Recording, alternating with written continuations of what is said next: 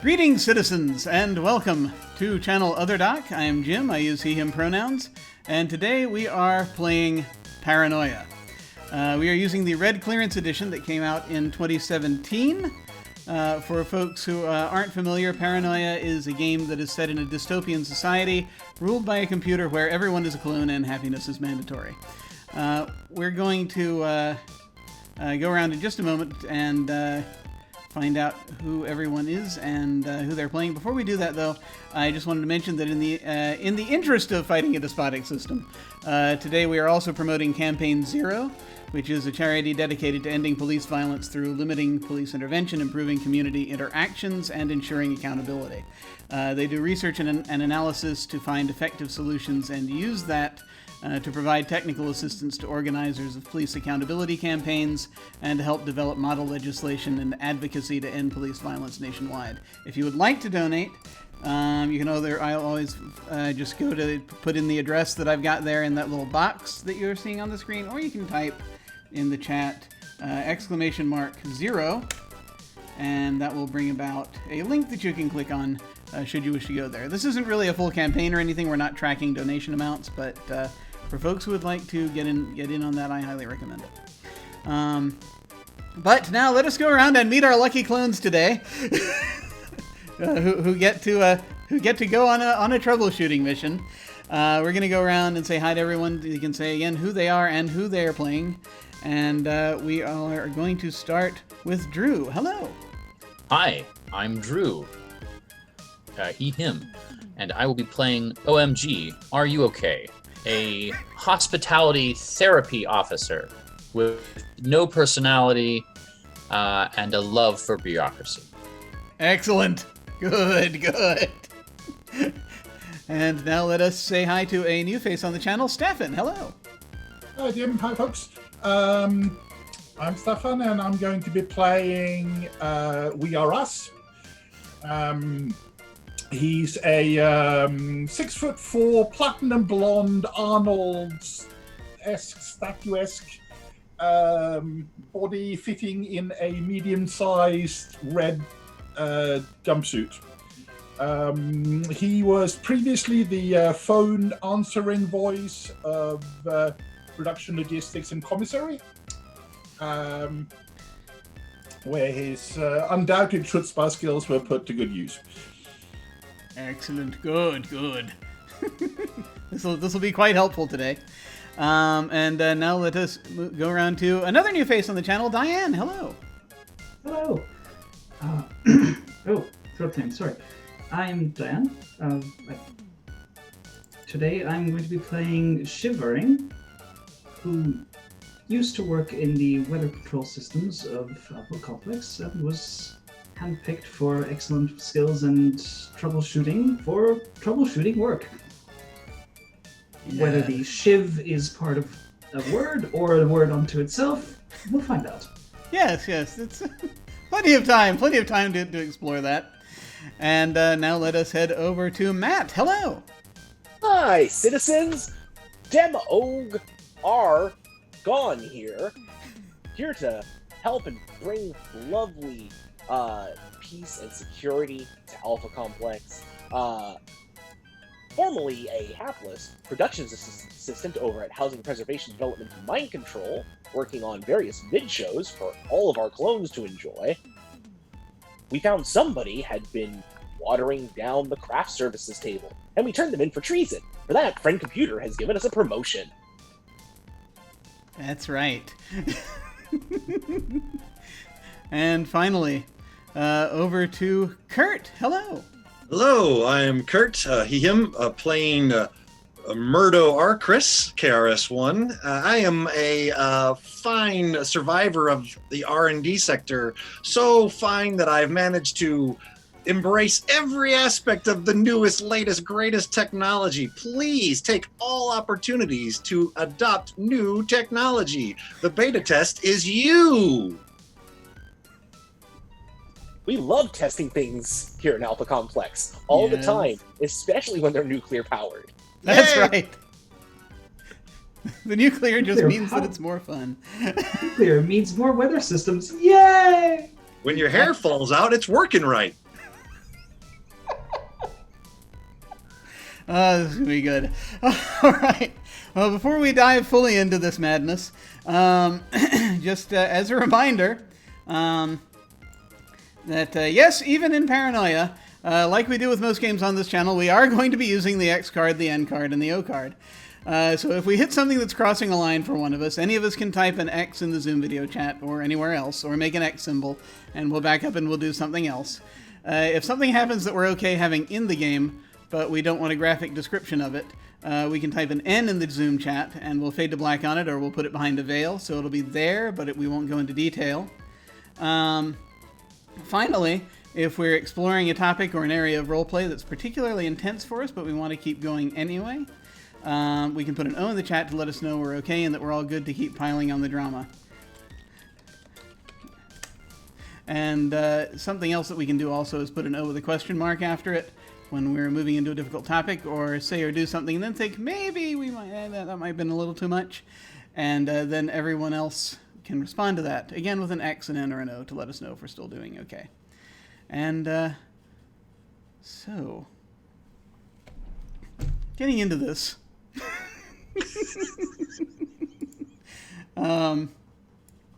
The Alpha Complex is an interesting place. It's been around for some time. We know it's been around for at least, 214 years? It is currently the year 214.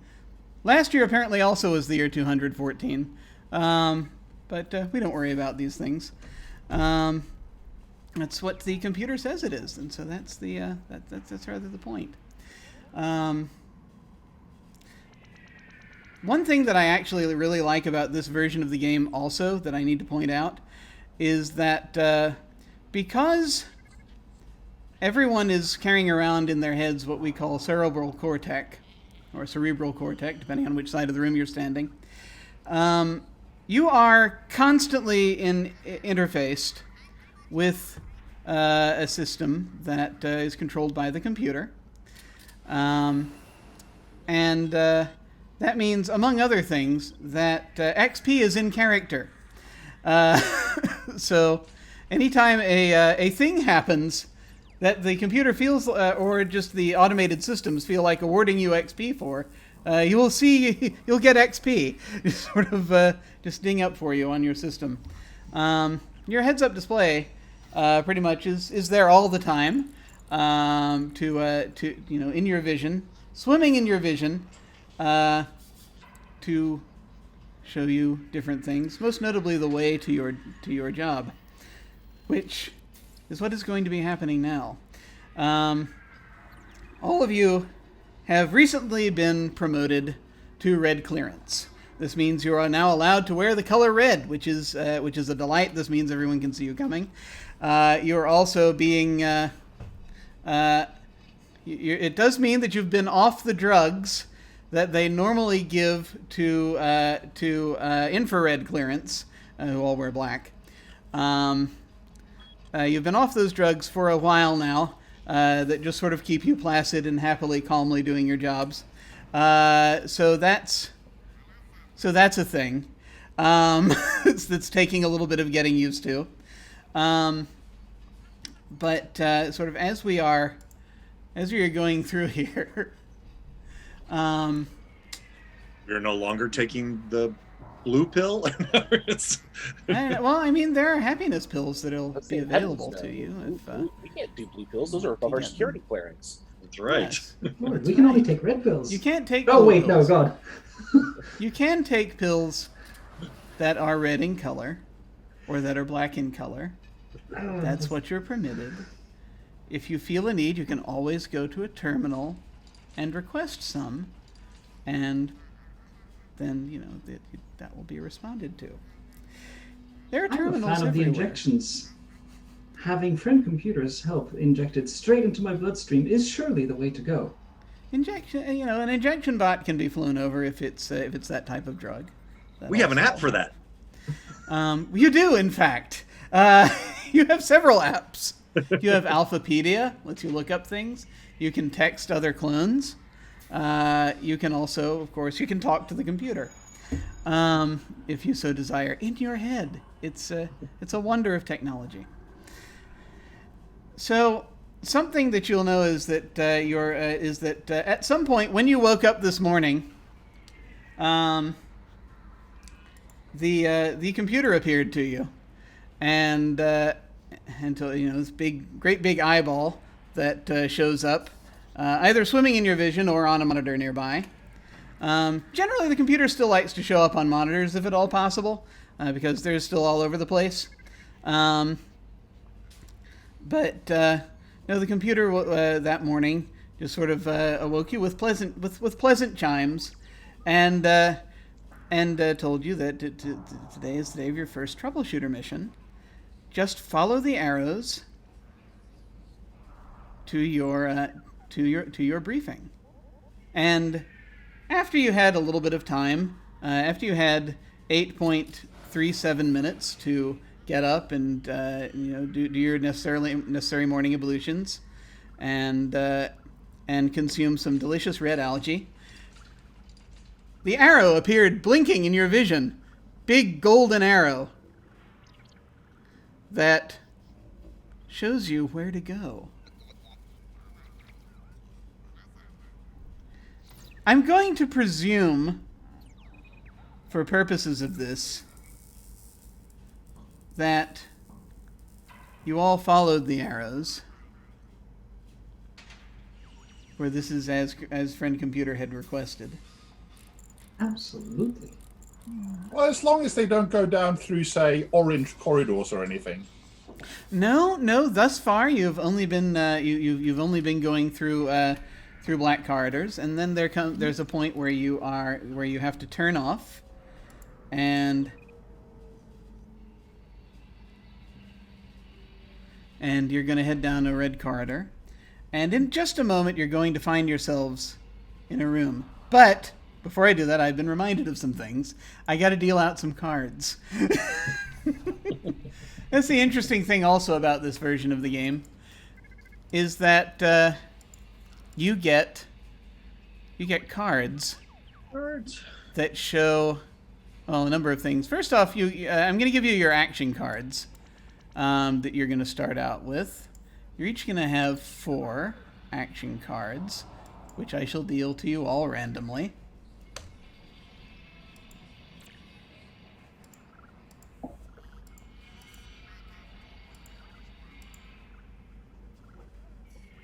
Wait a minute. 1, 2, 3.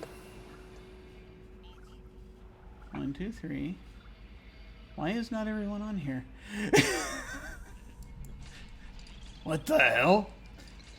There they are. I just had to widen the window. It is the computer's will. It is the computer's will.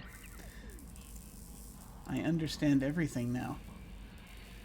Let me see here. Okay, no, you gotta take that one off. Okay. There we go. There we go. Okay. You now each have 4 action cards, which you may utilize to help you out should things happen. I probably need to make a quick adjustment down here soon, but I'll do that in a little bit. For purpose of visualizing all of these things. Yes. I'm going to pull things just a little bit up. And then I will readjust as we go. Yes, you have. So let me go ahead and take care of that.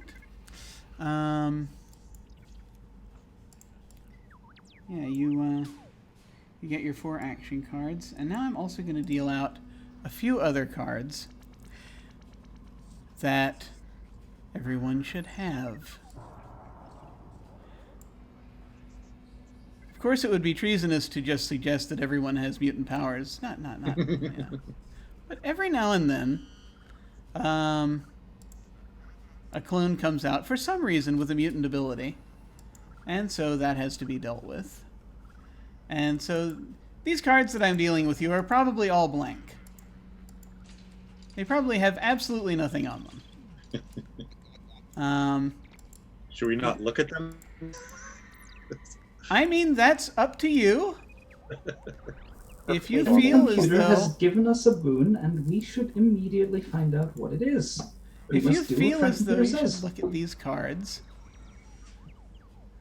then and there we are. All right, let's see. Yeah. So those are cards that you may wish to look at. That's up to you if you want to look at them or not. Might be a good idea not to draw them out, because then they'll be able to see them. Where do we put them then? Ah, I see. No, I just dealt here. Let's do that over. Yeah, I was gonna say I can't see them actually. Let me just check something real quick. If you click on them, they enlarge. Yeah. It does not. They did before. Now they don't. Now I just have an option to steal card. Yeah, well, if it says steal card, that's someone else's. But you should be able to click on. There it is. There we go. Okay. Well, yeah, I'm actually.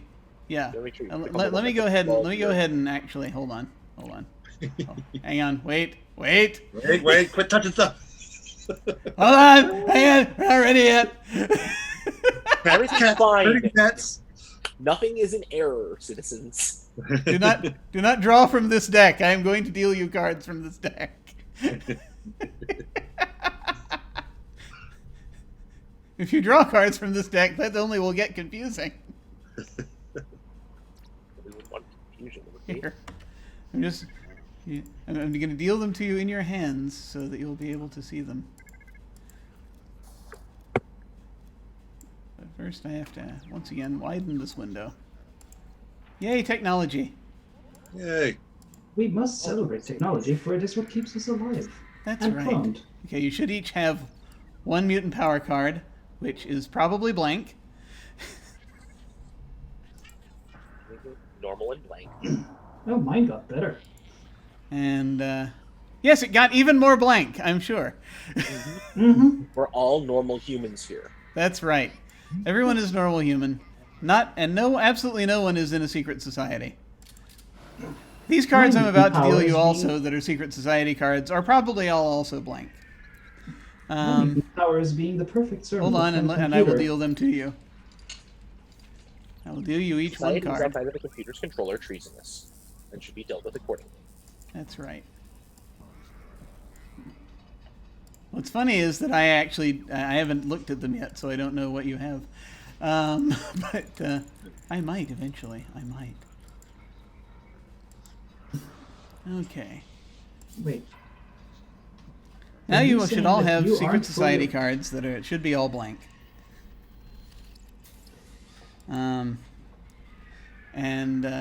So everything should be absolutely perfectly normal. All right. Now that we've established the absolute level of normality that we have going on here, just as a reminder, as folks will see shortly. Well, let me actually fix this part first, and then folks will be able to see it.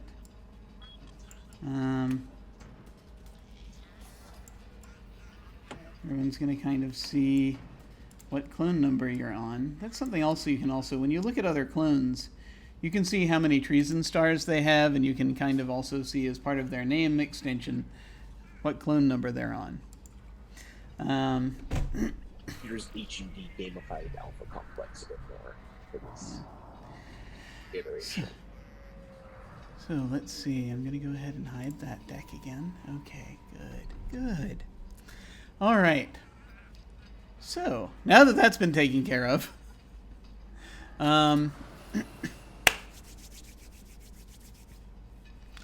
everyone is going to find themselves as at the last moment.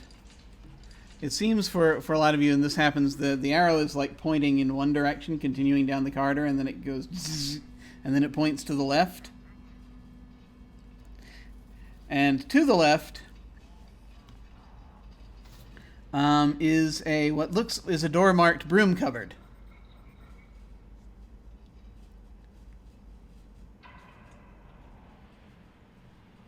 Fascinating. Be a mess nearby. Perhaps it's rained. We have to mop it up.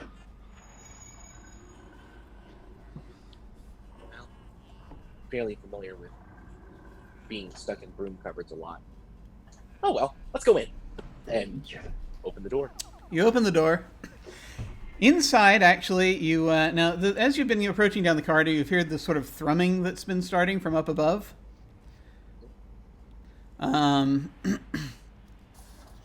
The floor above, and but as you go into the broom cupboard, the thrumming kind of seems to be very muffled. You can't hear it at all, really, very well. This is a very large broom cupboard, and if you didn't know better, you would think this is a briefing room.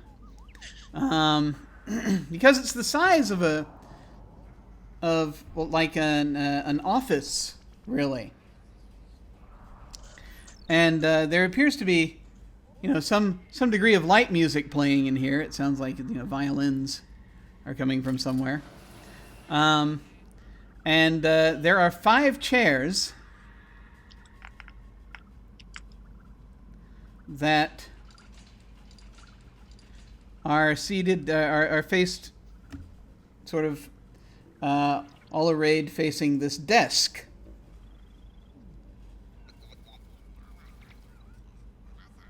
That's there. Sit in the chair. That's a great idea. We's going to go and sit down in the middle chair. Shiv is going to first check to make sure that these chairs are actually standard regulation chairs and that somebody hasn't tampered with the broom closet in any unnecessary ways. Let me look at a thing real quick. After all, if this says broom closet and there are chairs instead of brooms, perhaps seditious forces are at work, and we must be on the lookout for communism. It's important to know these things. Could you make an alpha complex roll for me, please? That I certainly And can. so, this test, number of dice number that you're going to be using, the node system, is NODE, number of dice number, is a thing where you will take your. Let me actually Oh, wait, hang on. look over this again myself so that I can remember how this works. Because stat and a skill, right?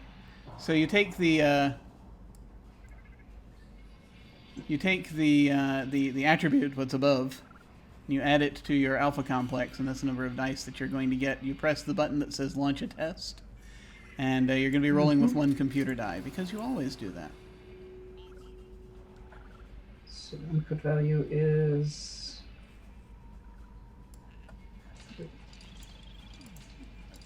Oh god.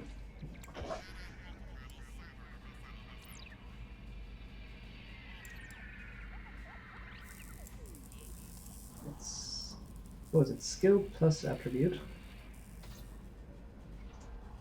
And I am suddenly not sure what to put in here. So what is your what is your? It's under brains. So what is your brains? Brains is 1, alpha complex is 3. So when 4. you ask for the node, it's, and you said 1 computer die, so 5. So just do 4, and then it'll ask you for a computer die. Got it. Yes. Awesome. Oh boy. Okay, Yeah. 3 successes. Suddenly, that went weird. Things go weird sometimes. That's all right. Things aren't supposed to go weird. Unless they? the computer deems it necessary for things to go weird. Apparently, the computer deemed it necessary because it went weird. Without the I don't computer's approval, it wouldn't go weird, right? I mean, that's the only possible explanation. But you got 3 successes. So you're looking at these chairs. They're kind of slightly egg-shaped, and they each have a single leg that goes down to the floor, and is attached. And it's on. And actually, as you notice, it's like it's on a mechanism of some kind by which it's attached to the floor. This could be somewhat magnetic, some sort of thing like that. But this is actually a high-end deal. these chairs are all black, so you can touch them, you can sit in them. But yeah, it's this is a much more care was put into these chairs than in virtually any other piece of furniture you have ever had the pleasure of interacting with. And yet somehow it's an infrared clearance to sit on it, which is almost unfathomable. But these things happen. Now, I will make a mental note to check with friend computer about possible mismanagement of funding here. But I will also sit down and very much enjoy the feeling of this chair and see if I can... Are there speakers in these chairs? Can I put on some soothing music? There is soothing music. You are not sure where it's coming from. It is not coming from the chairs. Computer, can the music be adjusted to our pleasure?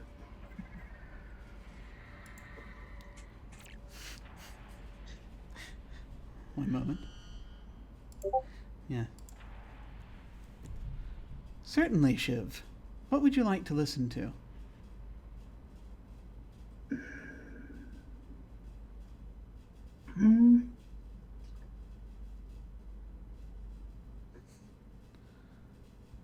Recent research has made me aware of a past group of musicians who went, clearly they have the same clearance as us, for they went by the name Slay R.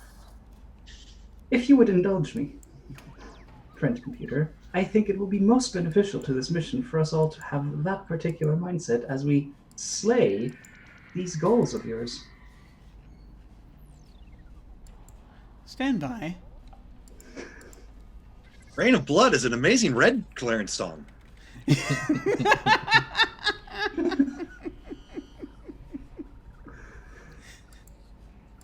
And you hear kind of this, there's some whirring that you hear from above as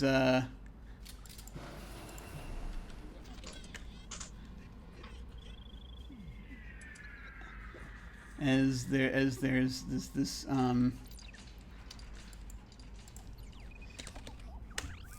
this thing sort of you're trying to see if it's going to play, and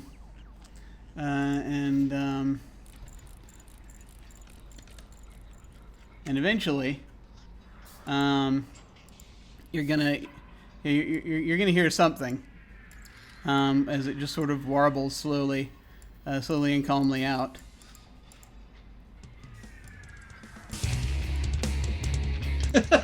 Well done. And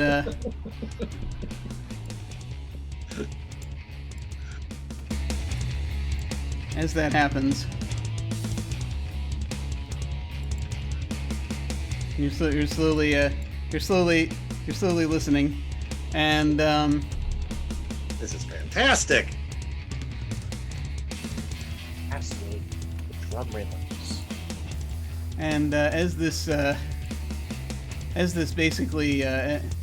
continues, Alpha surround sound. it kind of has this weird point where it starts to transition,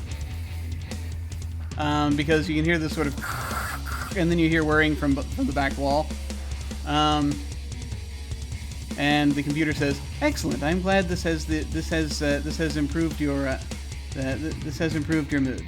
And then it sort of cuts out, and then you hear very briefly this sort of, and it stops, and then this other thing starts playing.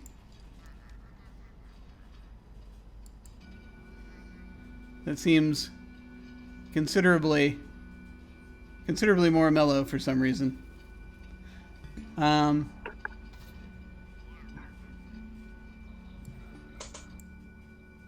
And from the floor, you see from the floor behind the desk, it's like this panel opens, and a man in a chair rises up from behind it. And and clicks into place. He is wearing a violet-colored suit and tie. It's like it's sort of a pinstripe suit and tie. His hair is very well sort of oiled back and coiffed. And he has a mustache. And it sort of clicks into place. And you see he's using some kind of remote that he's putting away in his pocket. As he comes up and sort of rises up and looks at all of you.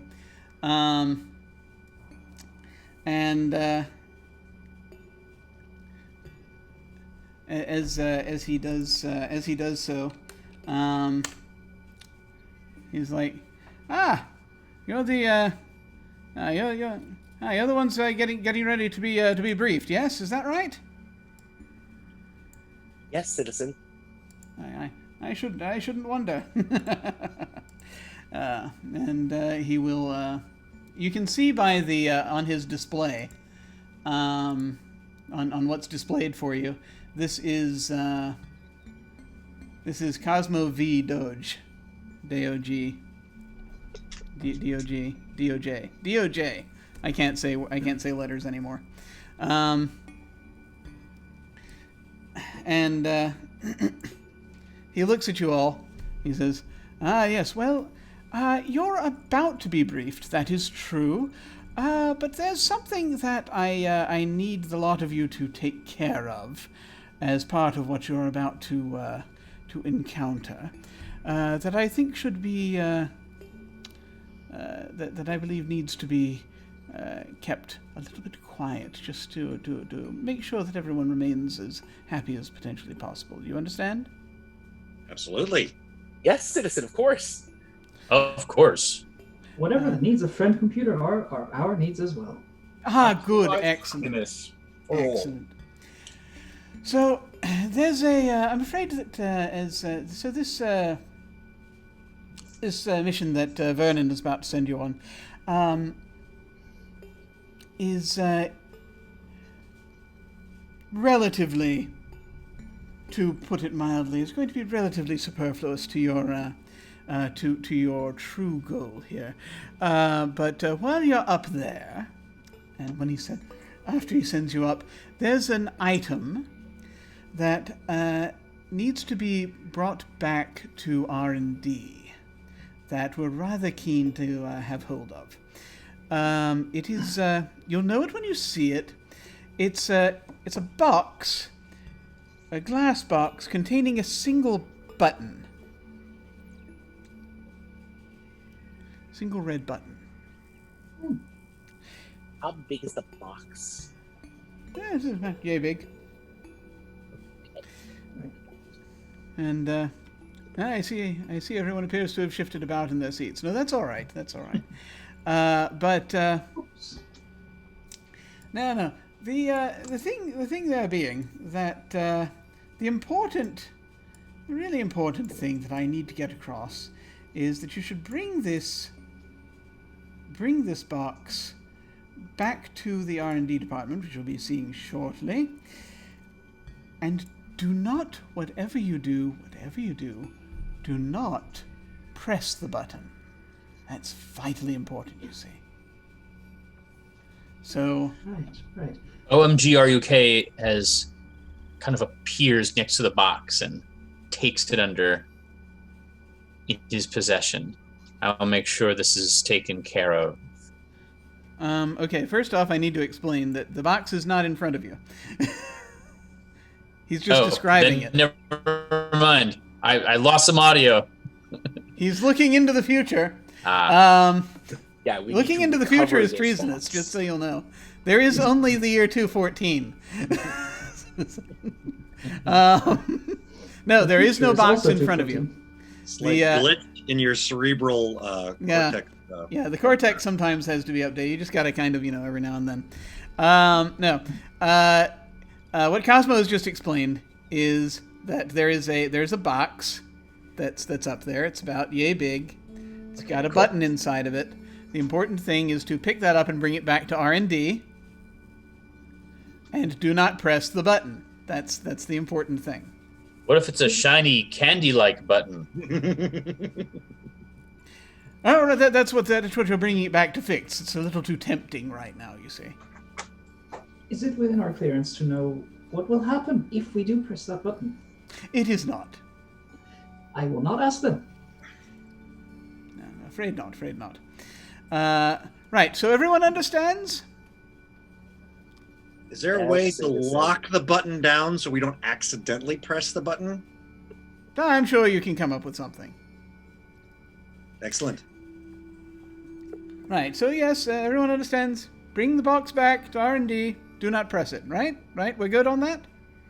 We're very clear on that point. Do not press. Steel. Button must not be pressed, glass must not be shattered, box to be brought back to R&D so that it can be made less tempting. The friend computer is most clear in this. Yes. I will make sure the others do Yes, not right. push the button, or would I push the button myself? Excellent. Good. Just what I like to hear. Right then. And he reaches over to the desk and he flicks a switch. He says, have a good briefing. And Friend computer. your chairs are catapulted to the right. As you're about to slam into the wall, this panel quickly opens. Fantastic adventure. And you're funneled out into the room next door. And as the last of you comes through, it's the metal panel slams back down again. And looks just like the wall that you just left. And you sort of, and as you kind of you get slid over and you slam into place, in these chairs that have now sort of locked in place in front of another desk. This room is very similar looking to the last one, but it's the desk looks slightly less nice. And also, now that you're in this room, the nice music has stopped. And you can hear coming down from above the thrumming, the constant thrum that's is kind of similar to what you were hearing before. That's now just like it's very loud. Friend computer is providing us with ambient music. That seems to be coming from the ceiling, and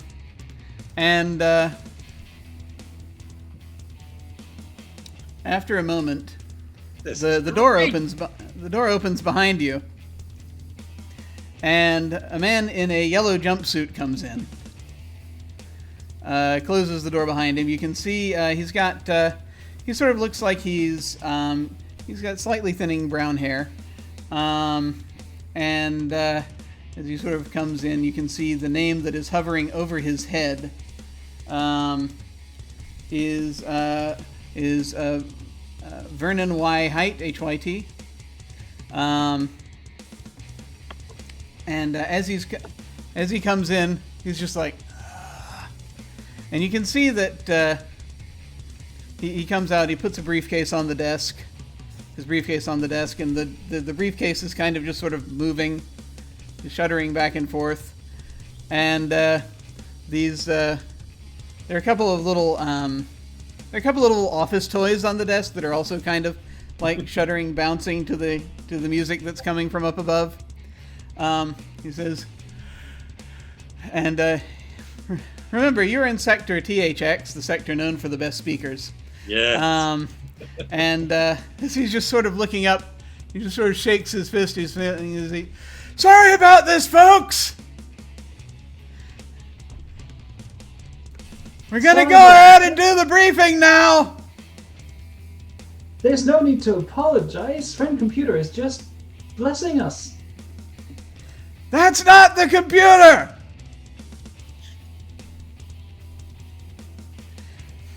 I just nod along very politely. And he comes over and he gets behind the desk. And he's pulling out some files. And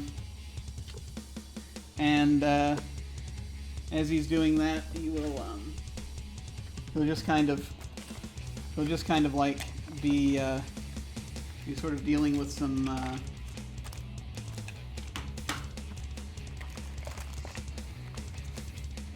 he's got like a series of like badges and stuff that he's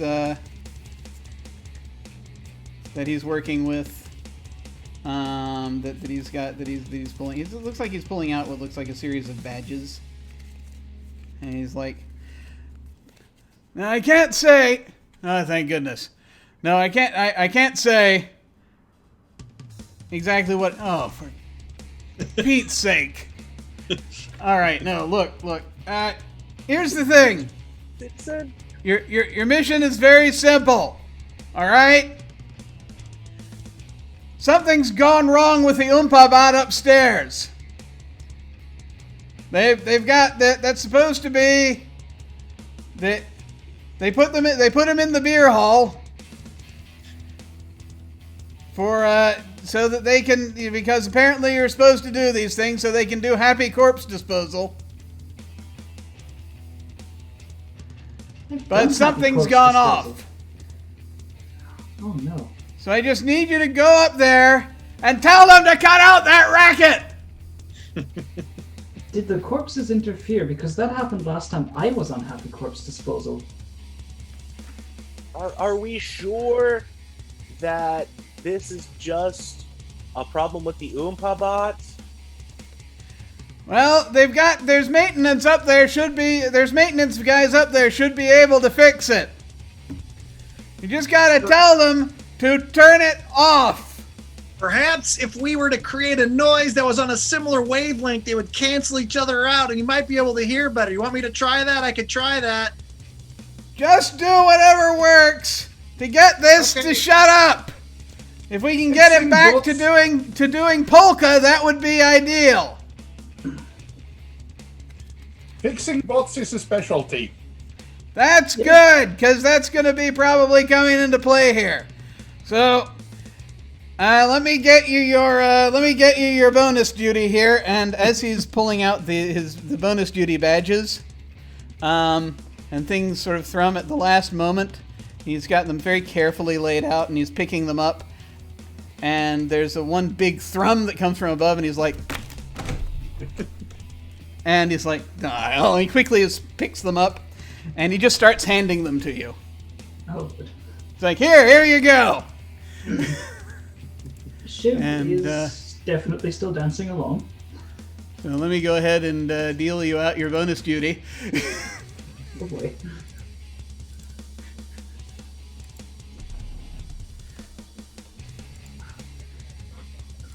Which he just sort of quickly grabs and he seems like he doesn't want to deal with it. He's just very quickly just grabbing them and handing them out. He was going to look at the files and stuff, but he's kind of hit boiling point here. Do not draw from the deck. Do not draw from the deck. We refrain from. Do not touch the deck. Do not touch it. I shall deal to you from the deck. Let me go ahead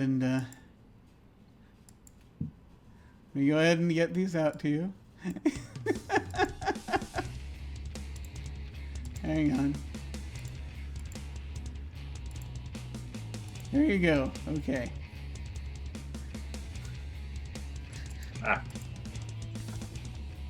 Of course, my true calling, the equipment officer. Okay, one moment. Please stand by. I'm so happy to be the happiness officer.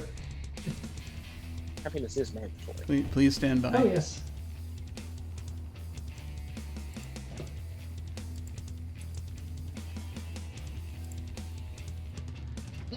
Now that I have a second.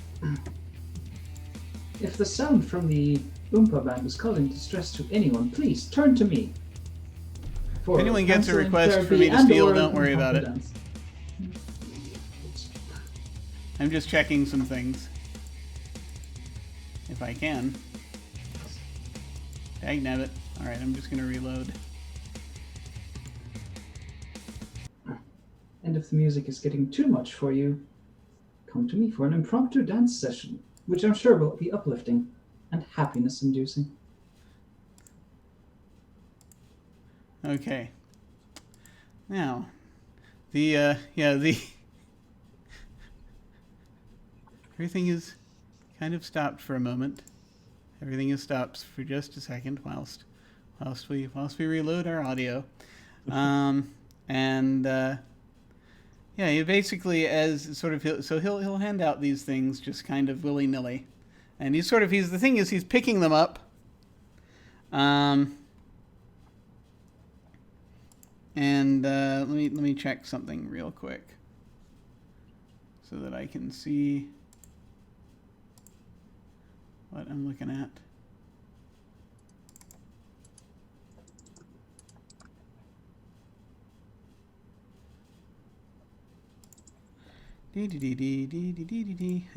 I'm sorry, I have to do some secret messaging now.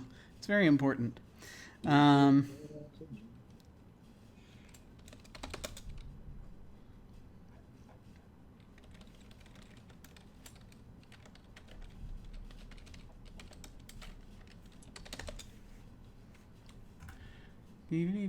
just want to make sure that I'm looking at the right thing while I'm doing this. There we go. Personalized messages show the computer really, really loves us. That's right. True. The computer cares. Indeed. Sometimes some may say the computer cares a little too much. There is no such thing as caring. Those too much. people are That's repeatedly dealt with. That's would be right. a disloyal statement, I think. Oh, yes. Education.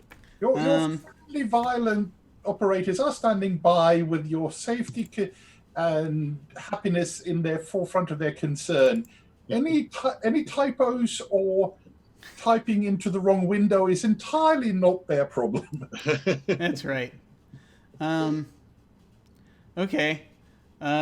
So I need someone to. There's a roll that's going to happen in a moment, and just going to If take a role is required, I would be happy to serve friend computer in this need. Someone's going to be making a roll in a moment, and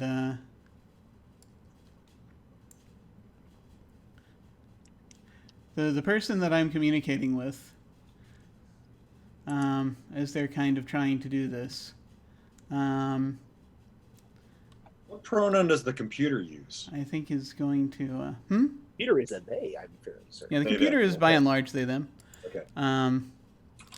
But do just so that everyone knows how to do this, I believe.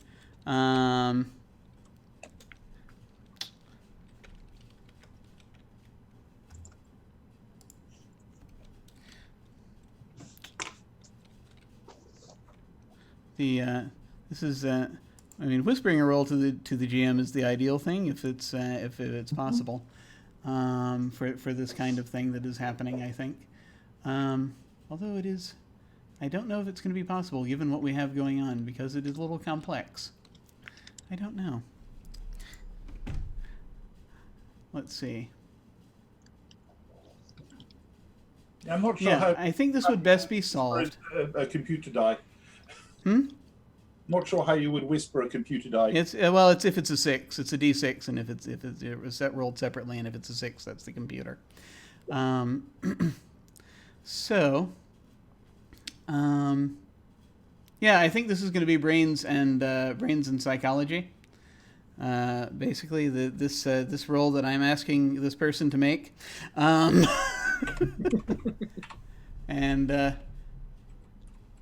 okay. Oh, good. Okay. And, yeah, there we go. Okay. All right. Excellent. So I need to do something real quick. And because as though this strange fleeting reality has just passed for a moment, I'm actually going to pull the cards back. Oh. Oh no. I have to do something about else. my job. There's a thing I need to do real quick. I just got to do something real quick. Because the thing is happening that no one can see happening. It is happening nonetheless. I felt so happy, but now I feel happier. Yes, you should be. Everyone should be happier about this. Doing this Okay. online is so much fun. I love it. it just cranks the dystopia up more and more. Doesn't it, though? Doesn't it? All right. And now let's see. Dealing them out once again. Because these ultimately are the badges that you each get handed by Vernon. And Vernon has, as he's looking at it, he's got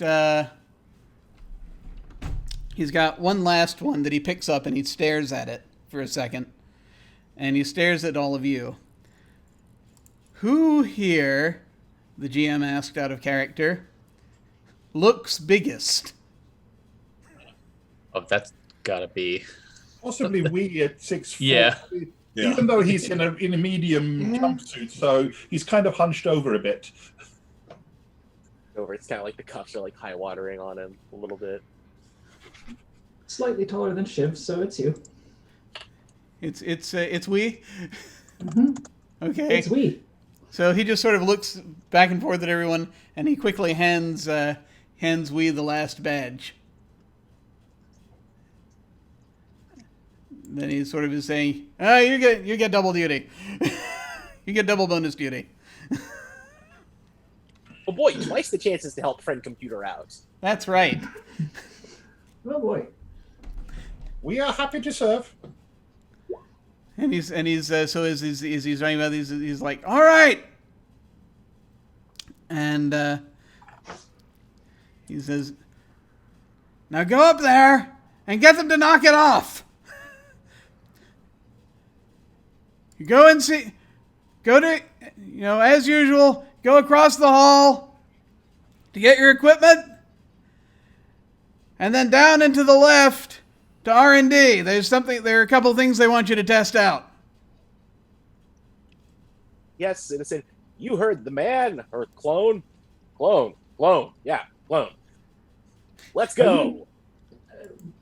Pardon me, Demog. Are you doubting cloning? Never ever would I doubt the efficiency of modern cloning. Just checking. Of course. Yeah. And we.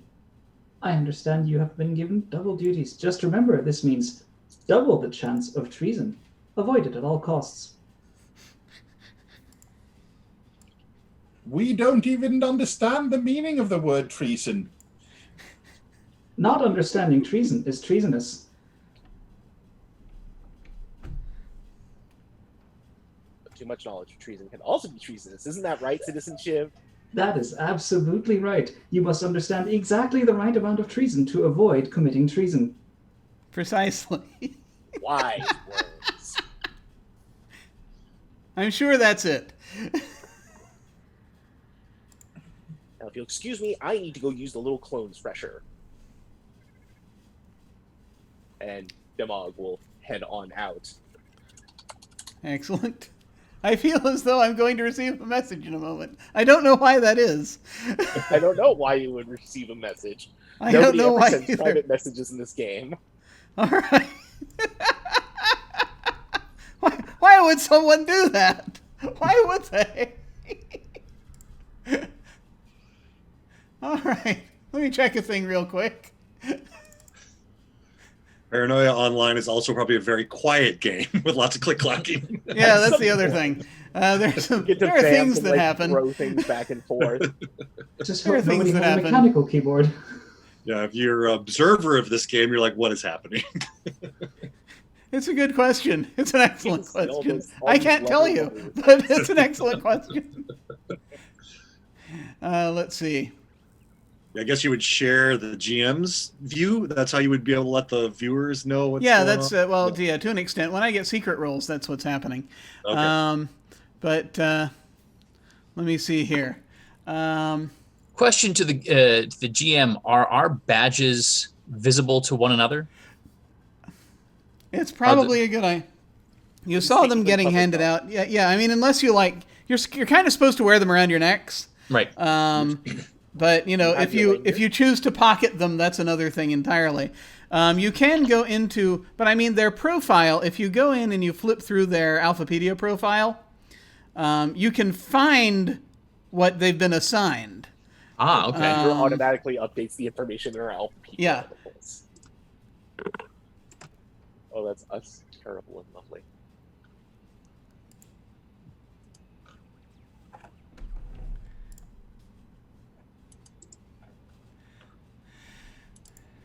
If any Let's see. other clones wish to use the fresh at this point, it wouldn't be a bad idea. Yeah. I think what we're going to go ahead and do, actually, just for the sake of the meta of it all, is we're about an hour in. So we're going to go ahead and we're going to take a quick break, I think, before you go to get your equipment. And then we will, and I need to do some private messaging real quick. And then we will be back shortly. Did I put an interview in here? We'll find out. We will see you folks in a little bit. with an exciting trip to the equipment department. We'll see you shortly. Welcome to Abject Break Time Confabulation. I'm very excited because Summer is here to talk about some of the awesome things that she does. Hello. Hello. I'm here. Yes, I'm very pleased. This is once again me trying to do more break content, and we'll see how this goes.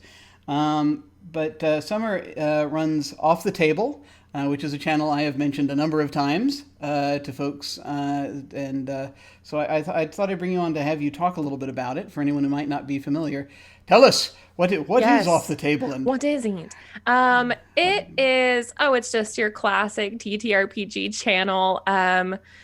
Yeah, Off the Table is just a little community where we get together and about, once a season, we have a bunch of new games coming on. It's just a really good group of really nice people who are very welcoming and kind, who love drama, smooches, being sad, and love telling stories about those things. So yeah, it's just a community. It's been around for about 2.5 years now. We got our start doing a lot of interview content. We used to have an interview show, or talk show rather, called Off the Table, where we interviewed GMs, and that's kind of how we got our start. And then kind of as we realized that we were all perpetual GMs, we started opening the floor to give people space to play games, and that's kind of what it turned into, just because we had such a big list of people who wanted to play games. It was awesome. We've just been steadily growing slowly but surely. Yeah, very cool. It's chill. It's a really chill place. It is, and actually, that's the thing is that something I noted. Even from the start of when I started watching your channel when it was Grant was doing a thing. He was doing his Life on Mard game over there. And then the thing that caught me was the Burning Wheel campaign, which was had the essence of sadness contained within it, pure unadulterated sadness, which was such a delight. Yeah, you came on our worst episode. I mean, it was technically probably it's one of our lost episodes. I love our Burning Wheel campaign because all of the best episodes are lost, because I was in such an emotional state after them. I didn't remember to save the VODs. So all of the heavy hitters are just gone. And if you weren't there, it's too bad. You missed it. But you were there. You were there for the worst episode when I died. I know. And that had such an impact. And yeah. I think the thing that for anyone who might be seeing this and wondering, why would I want to watch or play something sad? The thing is, there is a level of drama there that you can get at, because it's for me at least, watching this is part of it is kind of real, because you're pulling this thing out of yourself while you're playing this game. Yeah. And in some ways, I think it kind of is a way to process things. Yeah. I think your channel was the first one that I saw that makes heavy use of safety tools. so that you can go to that. But how did you eventually come to decide you wanted to run games that way? Well, it really just kind of organically happened. Our first we had a bunch of like viewer games where we had casts rotating in and out, where we had new casts every week. We did a really fun thing where we had 4 characters, but new people would play them every time. And so it was really fun to see what a new person did with the same character. And like you would just like throw shit against the wall, and then the people the week after you had to deal with it. It was really fun. Oh, and different GMs every week too, who picked up from the last place, which is awesome. But we had 2 long-term campaigns start up at the same time. One was Tales from Thersha, which I'm still running. It's our long-term D&D 5e homebrew campaign that's been going on since, for nearly 2 years. And then we have the Burning Wheel campaign, which just wrapped earlier this year. And that was our second campaign on the channel. And it really was just happenstance that it was Steven, me, Dingo, and Katie. And we just had such a great chemistry. And I don't think we ever, if you had asked me, like, is this going to be a tragic story? I never would have. And of course, Burning Wheel is pretty tragic in itself, the system. But it was just so heavy and emotional. And it was my first character that I had ever played in any game campaign, like ever. And same for Katie and Dingo, first outside of D&D. And we all just kind of were like, oh, so this is what roleplay games are like. Like, they're just like this. They're like, none of us knew any different. And so every game that came to the channel after, Dingo started running Monster Hearts 2, which was an emotional heavy hitter. And then Katie started running Monster of the Week, and we started having all these other systems come onto the channel. But it was that core of just our freshness to the community, like our first like game that was so heavy. We were like, oh, this is what we like, this is what we want, and this is what we're going to do more of. And so that just kind of happened organically. And then obviously the second I heard about safety tools, I was like, oh fuck, we need these. Given how how emotional Burning Wheel was. And we just started using them for every game right away, just because we were like, we love the emotional stuff, but we have to take care of ourselves, because bleed is like a very, obviously very real thing. I mean, you were in my Urban Shadows campaign. Yes. That bleed is like very, very real. Absolutely. On everyone's end. Yeah. That was the first campaign I think I ever played in that actively used safety tools. Mm-hmm. And I think it fundamentally changed how I approach RPGs these days. Yeah. And it was incredibly awesome. Dingo killed me at the end of season 1. It was great. Spoilers. But it's seriously, we would not have been able to go there if we hadn't had that in place, I think. Yeah. And we talked about all of that ahead of time. Like I remember messaging you, just be like, this is like the path that Frank is on right now. Is that okay?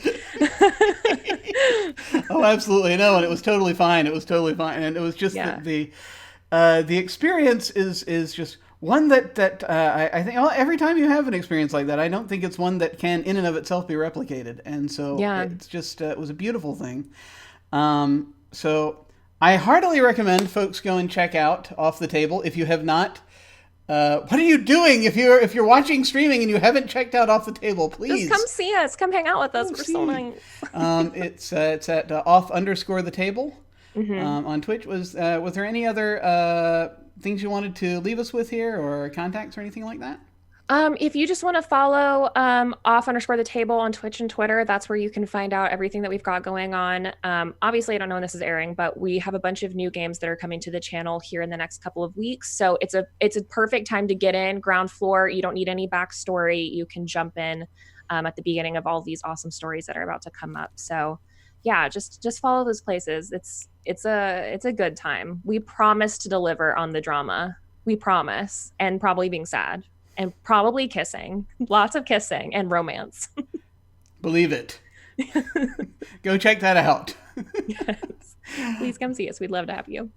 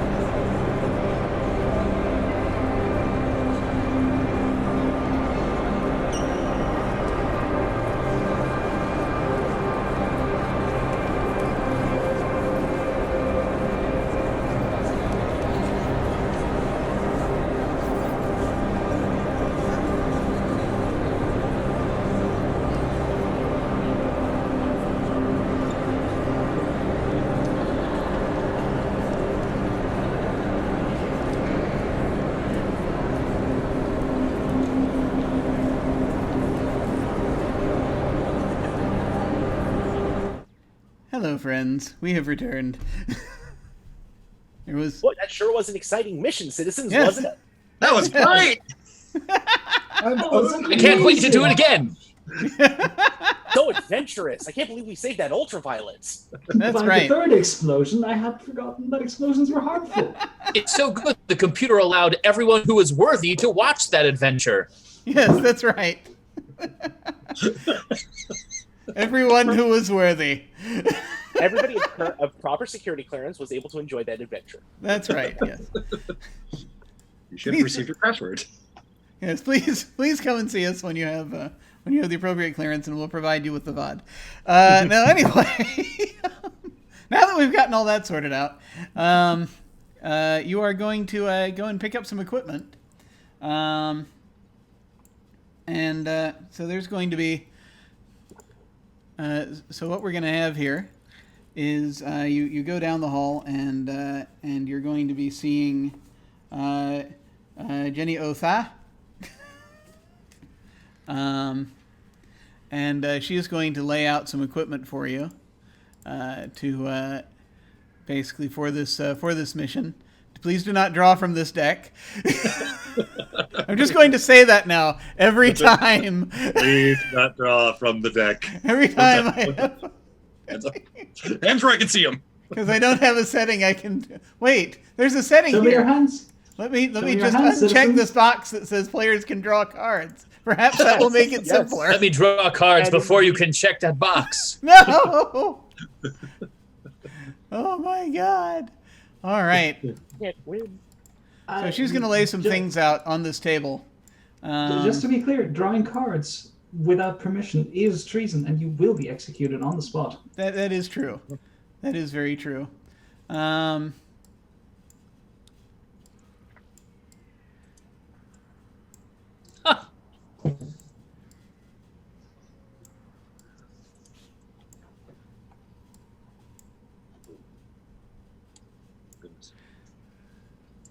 So those are these are the things that currently, and this is not R&D stuff. This is just basically standard equipment. And she sort of waves. She sort of smiles and waves at everyone. She's wearing an orange jumpsuit. She is in pigtails currently, and she says, "Greetings, everyone. You each get one." The thrumming isn't quite as loud in here, thankfully. A 9,000? We is going to move to the front of the queue, wielding his equipment officer's badge, and picking up the electro knuckles as combat officer. And Demo will settle in right after him and snag the grapple gun. So, well, this is Since I am in charge of everyone's happiness, I think a med kit seems appropriate. Healthiness is next to happiness. That's right. A clean troubleshooter is a happy troubleshooter. I'll take the hygiene-o-matic. 9,000? Impossible. It's of mouthwash or paint stripper. So it's Both! it could be both. So it is up to the equipment officer to approve these requests. Are you satisfied with? Yes, I'm of course suitably berating everybody to take good and cautious care of Friend Computer's property that it has graciously chosen to make available for us in the furtherance of our duties. For Excellent. purposes of enforcing loyalty, I will be requiring a camera mount so that any instances of disloyalty can be recorded when I fire my pistol at someone to disintegrate them. Well, here's the wonderful thing about cerebral cortex. You are the camera. Anything that you see, you can record and send if you so desire. You have a limited amount of space. And to enhance that, besides, some might require a different angle of loyalty. Oh, I see. So you're going to try to requisition a camera, a Yes, separate yes. camera. I see. That does have to go through your equipment officer for approval. And If then, possible, a camera that also scans in the infrared and X-ray ranges.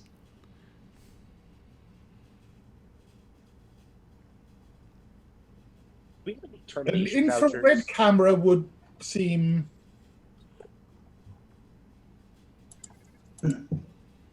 A rise in body temperature is usually indicative of treason.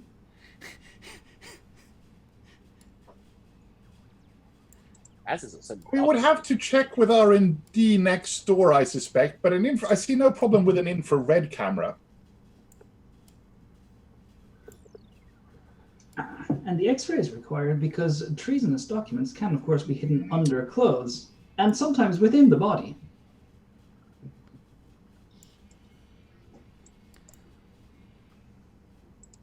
I would have to check, but I believe that is above our security clearance. Then if Friend Computer wills it, I will be satisfied with an infrared camera because I have no choice but to be satisfied.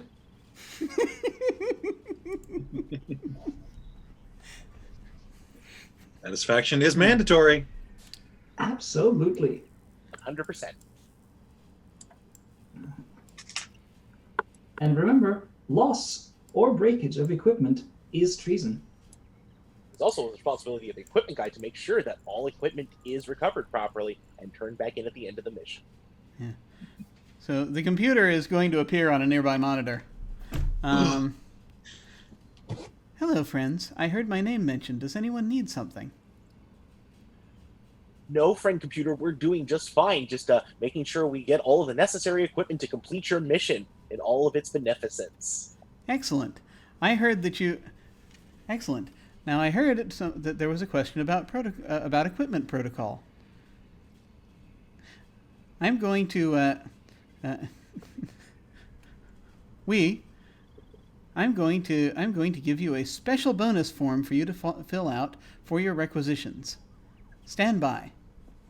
And what happens next is that your vision fills with a couple of forms that it's asking you to check boxes in and fill out. One form is a requisition form for an infrared camera. The second form is it looks like it's sort of like a personality questionnaire type deal.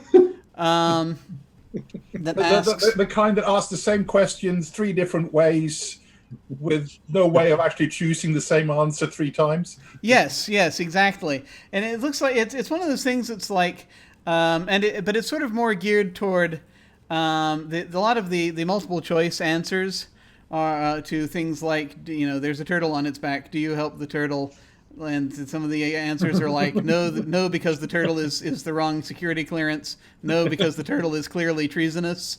A lot of these questions focus on whether or not the thing is treasonous, as to the issue.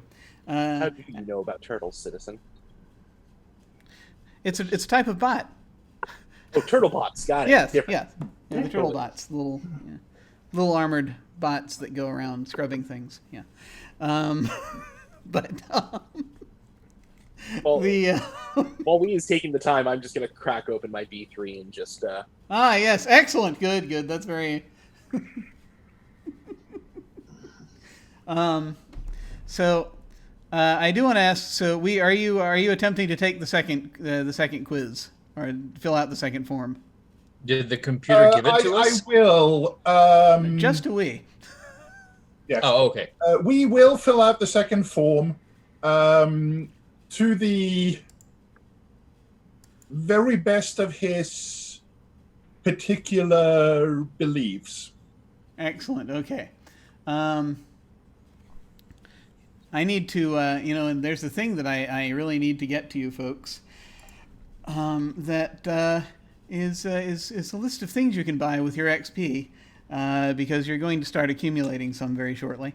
I just have to, I have to remember the name of this thing that allows me to split off this other thing and do a third thing. Look in the player's handbook. It starts on page 68. Yes, that will help. Yeah, the XP costs start on 68, and so it's very near to the end of the book for things. So if you have that, I won't have to send this to you. But if you do need it, let me know and I'll get it. I'll get this thing to you that I'm putting together. Yeah. So I'm sorry. So are you attempting to fill out this second form? Yes. Okay. That is a thing that is going to require a roll. Okay. And so the rolling question that I'm going to ask for, because you can tell it might be fishing for something, possibly. Let's see. This is going to be a strange question. You fill it out, you say, to the best of your, from your particular perspective. And Yes. so what perspective and sort of manner, in what manner are you doing this? What does that mean?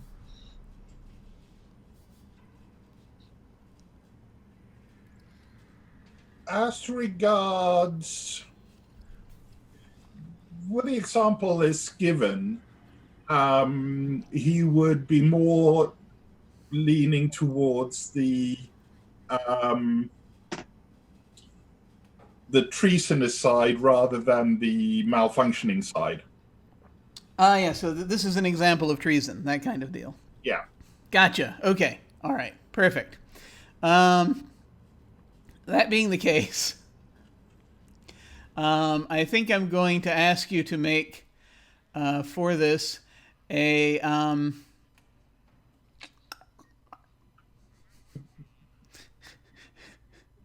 I think I'm going to ask you to make a Brains plus Alpha Complex roll for this. Okay. For you to, and you can just go ahead and that number of dice. Add those two numbers together. It's that number of dice number. Oh, okay. Excellent. Good. Beautiful. So, no successes and a 1 on the computer die. The computer is not alerted, but you do briefly hear this message that everyone actually kind of hears this. You hear this message briefly. Ding! Congratulations, you have completed your treason knowledge assessment. You are awarded 1 treason star. Demo just kind of turns and looks. And there you are. Yes, you've got a treason star now. He now has a treason star rotating over his head in the virtual view. So that's a thing. Now someone will now very briefly. Let me see. Did I put this into a thing? I think I did. No, I didn't. Of course I didn't.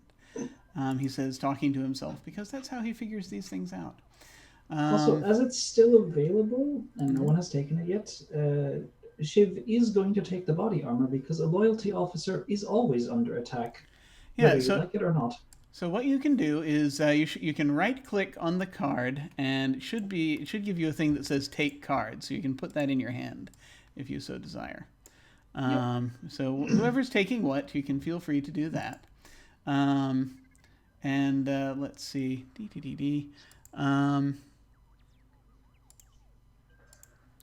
Right.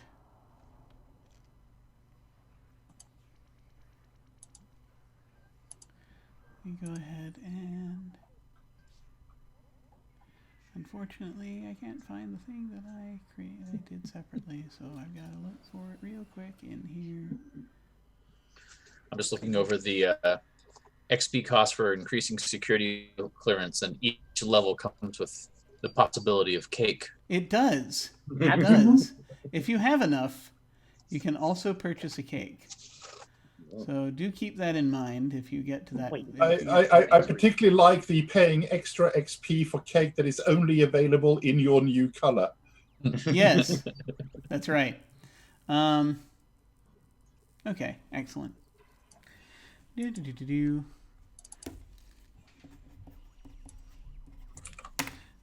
I need to just send someone something, and then we're off to the races again. There's so many things. There's so many things that happen privately. There generally is a lot of notes popping back and forth. Yeah. There you go. Okay, that's done. So has everyone picked up their equipment? Who has the medikit?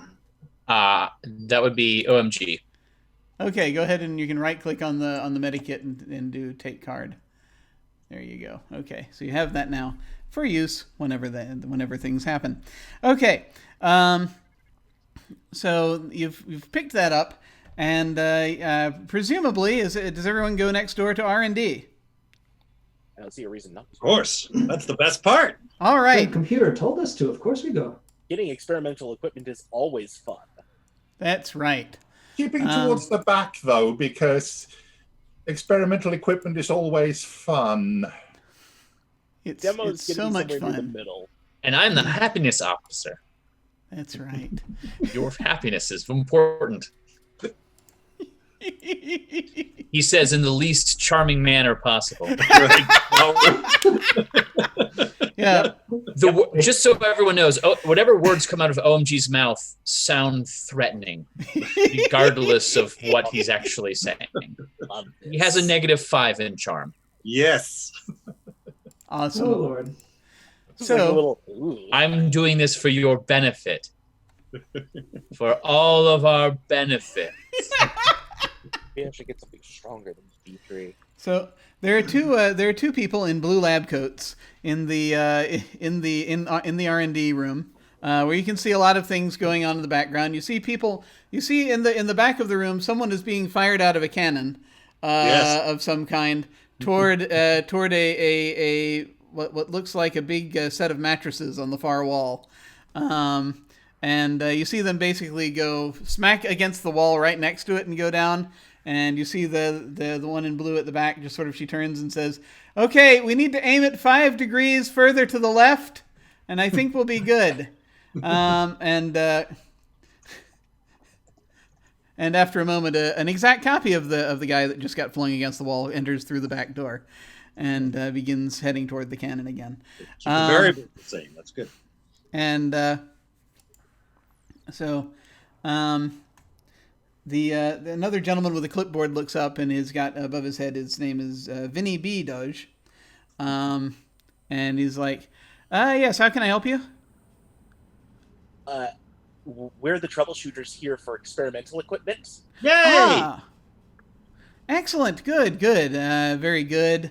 You're on the Vernon sent you, yes? Yes, correct. Ah, okay, yes. Here, we've got a couple of pieces of equipment, and they're going to drag out these 2 pieces of equipment that they think they may want you to test. So the improved paper airplane and the personal alarm. Okay. So they go up to one of them, to this triangular piece of paper. It's a smart airplane. It folds itself, flies to the teammate of your choice to deliver a written message. So we're trying that out. And then this is the personal alarm. He says, holding it up.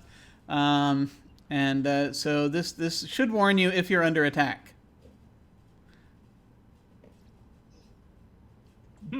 These seem like very useful devices, but hang on. Ow. Apologies.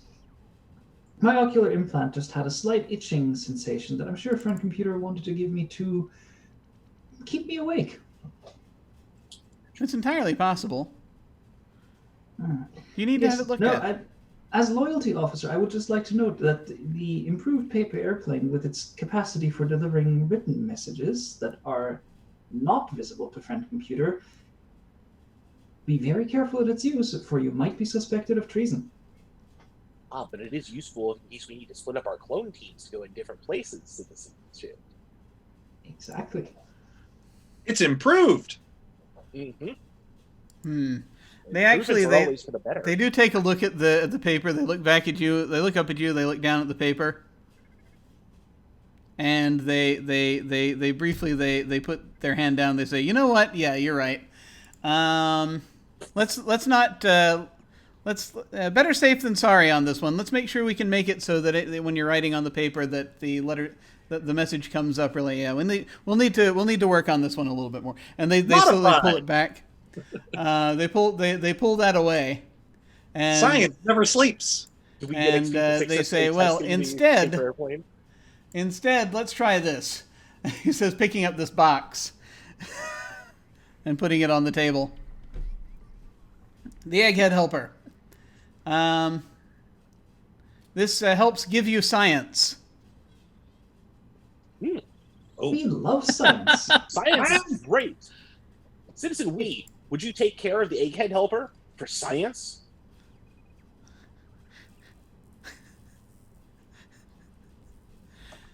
Yeah, the way that it works is you just strap it. The strap goes under your chin, and you put the box on top of your head, and then you will have access to more science on at least a temporary basis.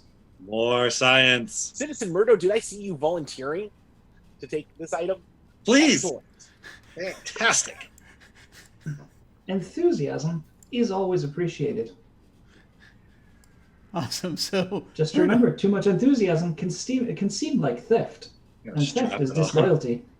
But the computer wants us to use this item, so it is a good thing that we are enthusiastic for using the item. Yeah. So Murdo can, if you wish, you can right-click on that and take that card. Do that. And who would like the personal alarm? Who's getting that?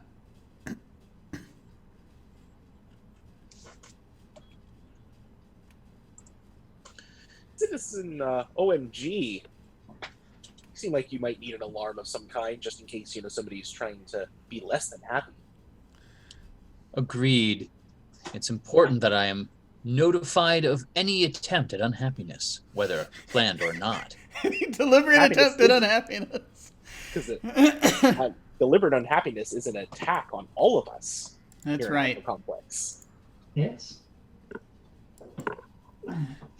However, all right, well, there you go. Quick note, friend computer, please note that Demog has now in 2 instances taken lead on assigning equipment, thereby usurping the role of equipment officer, which is treasonous. That would not be treasonous. As team leader, I'm helping lighten the workload and making sure that our citizens get the items that they need to do their jobs. And that team leader must delegate. You have not only usurped a role, but also failed to delegate. That is now 2 counts of treason. Would you like to keep talking? But are you gainsaying the team leader's authority by doing so? It seems like both of you are unhappy with your current situation. Perhaps I can give you something for your happiness. I am happily enforcing computer's loyalty program. They're unhappy with the way that the team leader is running the team. That does seem like a certain amount of unhappiness having this officer. Wouldn't you agree? I do. It seems like both of you seem to be unhappy with your current situation. I'm going to write this down and then prescribe something if it continues. Oh, thank you, happiness officer. Thank you. Much obliged and very grateful. Your happiness means the world to me.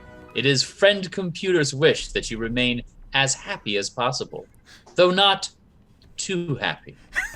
Is there such a thing? If there was, it would be treasonous to accomplish it. Absolutely.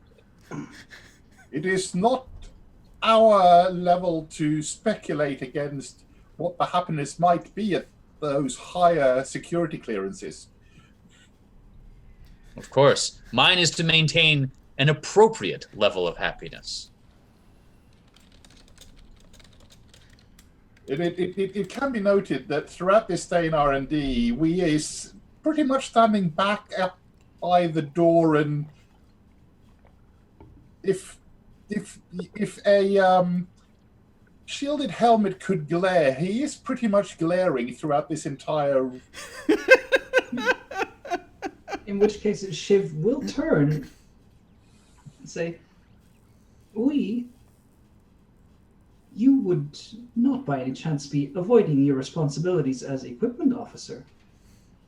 Oh no, not by any means, or indeed. I notice as combat officer, I do believe that there's, other than possibly treasonous, ingenious uses, there's little combat use of these, but from an equipment viewpoint, I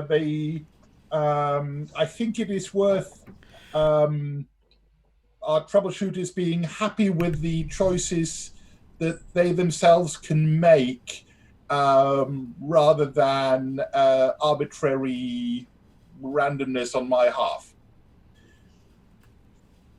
It seems like there is an equitable share here. Well said, Citizen Lee. Well said, for someone shirking their duty. Shiv is just going to walk away, make a quick note. As Shiv walks away, you could just hear as your body armor allows you to slowly and loudly make your way. Deliberately clomp away. Yeah. Hydraulic hose halfway It's a down. little cumbersome, but excellent.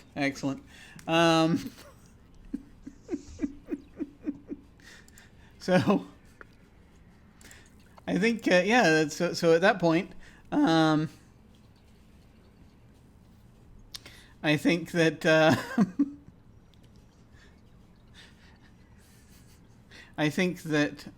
you're going to kind of all get sort of a you're all going to get a quick notice that's going to pop up, and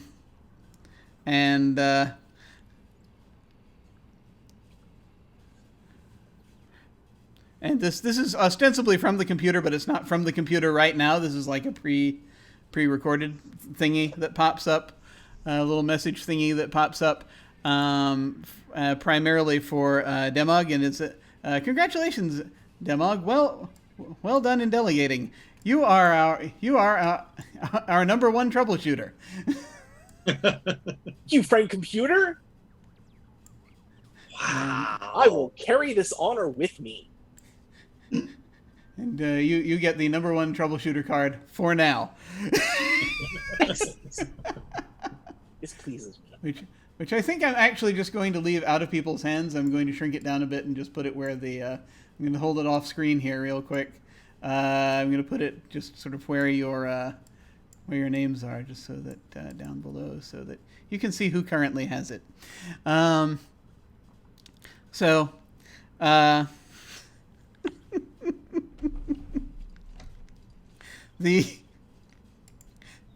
right.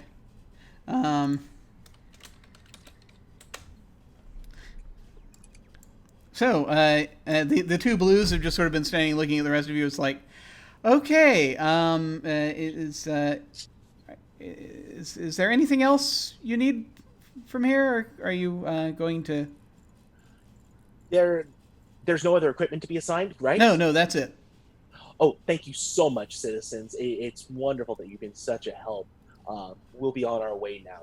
Take care, and Right. he will scoot out very quickly. Okay, and as you are all presumably all heading out of the room, it turns back. The other blue turns back around and says, "Pull!" as they begin firing the guy out of the cannon again.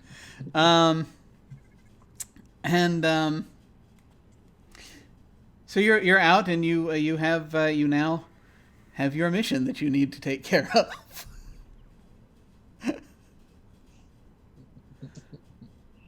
Oh, we got to get to the beer hall. I don't know, have a complex head beer. Oh well. Yeah, the beer hall. You can pull up a little map of your local area if you want, and you can see that the beer hall, BIERHALL, is just directly above where the briefing room was. Team leader, please. That should be Lead pretty the team. easy. Of course. I'll lead onward, and Citizen Shiv, you should probably come alongside me just to be sure that we don't run into any trouble, especially with that wonderful body armor to protect you. Which friend computer has gladly provided, and I am super happy to have. Not just happy, super happy. Clomp, clomp, clomp, Additionally clomp. happy. So how are you all getting upstairs? Apparently 2 at a time. Maybe even Three Stooges style. Bones go Down marching ahead. 2 by 2. So are you taking the stairs, or are you going to take a lift?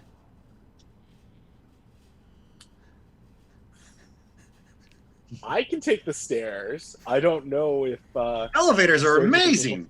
the stairs would be supported. Elevators are efficient. Efficiency makes friend computer happy. Thereby, taking the stairs would make friend computer unhappy, so we must take the lift. Well, we can't have anyone be unhappy now, can we? Although taking the stairs would give us a greater warning and field of fire should there be traitorous activity when we arrive on the upper floor. Who knows what kind of terrible traps could be laid in an elevator? Certainly the computer would never allow us to be trapped. No, the computer would not allow for such things in its beneficence. However, traitors are insidious and concoct many plans, trying to work outside the gates and play the computer. But the elevator does have wonderful, happy music that makes us feel both wonderful and happy. And buttons. And buttons. I think we can all agree buttons are a key to happiness, but not the button that we were told not to No, press. not the red button. Not the Only big the red button. buttons. Nope. Only the No, buttons not the that we are shiny allowed to press. candy-like button. We should take the elevator so as to get the pushing of buttons out of our system so as to perform more effectively. You know what? That sounds like a fantastic idea, OMG. What an excellent suggestion, OMG. I am happy that my suggestions have brought you happiness. And your suggestions seem like the suggestions of a loyal citizen. Your suggestion doesn't make me rich. Excellent suggestion, OMG. OMG, congratulations. You are our #1 troubleshooter. Ooh. While this promotion does make me happy, I would also want to know that it is the happiness of others that allows me to be in this position.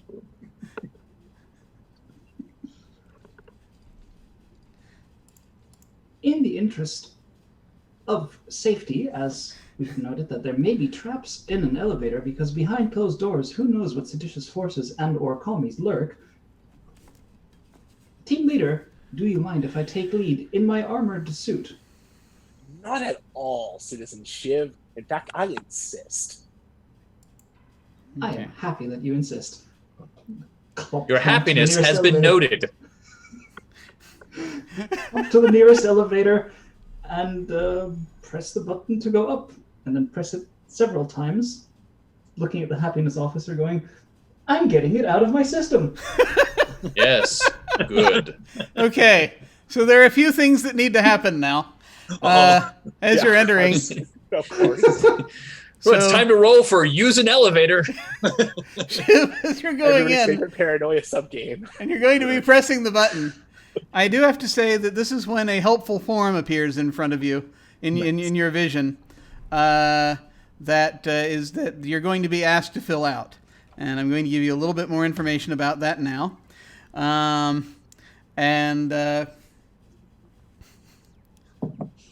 There's also, and I cannot yet divulge any reasoning why, but perhaps I'll just say it's my GM's whim that I'm going to ask we to roll something as well. There are a couple of things, I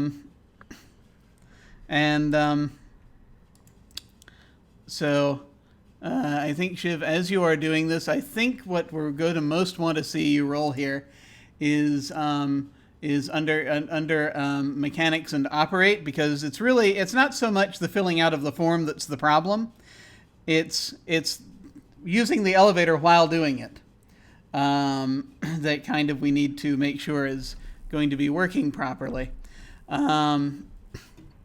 So you're going to need to roll mechanics plus operate. And I think we is going to need to roll mechanics plus program for no reason in particular. Sorry, I was filling up the thing. No, I was just typing to nothing whatsoever. And I missed what you said, what I'm rolling? Oh, you are rolling... Sorry, let me pull up the thing again. You are rolling mechanics plus operate. Okay. Any computer dice? Oh, yes. Oh, yes, in both cases. Oh, boy. Uh-oh. Oh boy! Yay! For the computer's excellent. presence is always welcome.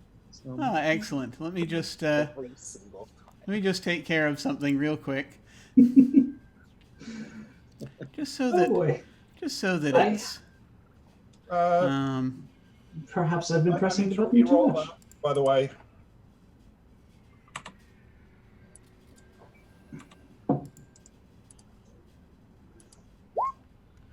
five, carry the 2.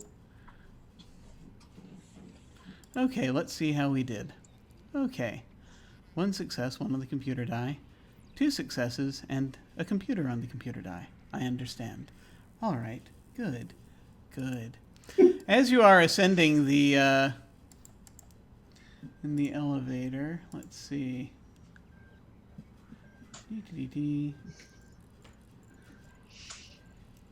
Let's see.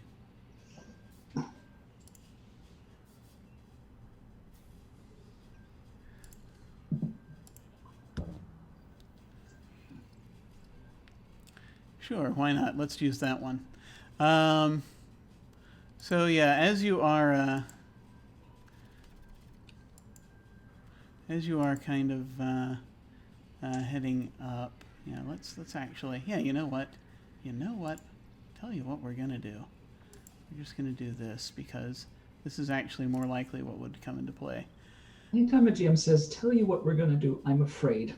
I don't know why. It's everything's perfectly fine. Everything's absolutely fine. Nothing terribly bad. Nothing terribly bad is going to happen at all.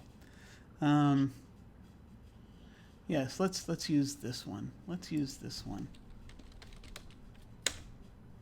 Sorry, I have to actually go to the right one. There we go. So you are so as you're heading up, this in the elevator, and you're pressing buttons while you are doing this.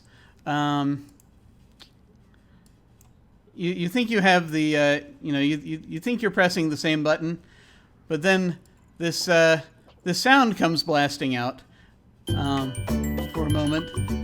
Just this music just starts playing quite suddenly. That's basically is something none of you have heard before, really. This particular melody. As you are heading up, and your finger may slip possibly onto a couple of other buttons, and the elevator then begins ascending at a much mightier rate. Apparently, it just sort of it shudders for a second, and then and everyone's sort of pressed down to the floor as the elevator leaps upward rather dramatically. So as the elevator is now just going way up, we're not sure how many floors up you're going at this point, but it just seems to be rocketing upward and upward. And I'm going to need, just to make sure everyone is okay, I think I'm going to need everyone to roll violence plus athletics. just to see if they're able to, to be relatively stable as they're doing this. We are rocketing to success. Yes. So everyone's just sort of like down on the floor of the elevator, being pressed into it with the G-forces as this merry music plays. What was it? Violence and athletics? Yes. Oh my god! So those of you who did not score any successes, you're all hurt. So if I have a violence of 1 and athletics of -1, I roll nothing, correct? And then, but I still roll a computer die. Yes, that's right. You roll a computer die. Yeah. Okay. All right. Good. Computer die. If you get a 5 on the computer die, that's a success.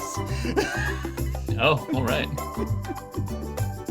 Well, It's very much that kind of experience. Just sort of, as you are all rising up until finally, the elevator comes to a screeching halt with a ding, and the doors open. As it goes up, and then the doors open for a second. I'm out. As the door starts to open, Weir closes his eyes. scuttle out on all fours. Well, you're slowly scuttling out. You realize that in front of the elevator is a white hallway. Stop!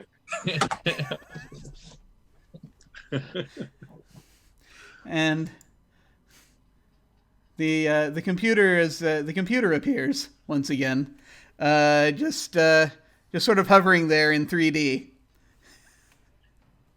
Citizens, what are you doing on this floor? Citizen Shiv, work the elevator. Is that right? In my urge to maximize my happiness, as per the happiness officer's encouragement, I pressed buttons.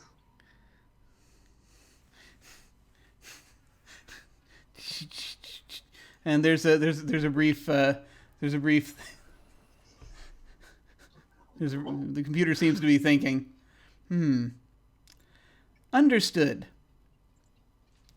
Unfortunately, I don't believe that this is no one should really see this floor at your clearance. So we're going to have to correct that. It's much appreciated. Memories, everybody. So, at this point, the elevator door is. Thank you very much for reporting yourselves. The doors slam shut. The music begins playing for a moment, and that's when the lasers come down. And there's a lot of rapid firing. How was your game? Great. We died in an elevator. Everyone, please advance your clone numbers by 1. Hey. And the next thing we see is the ding of an elevator doors opening as your replacements arrive on the correct floor. That's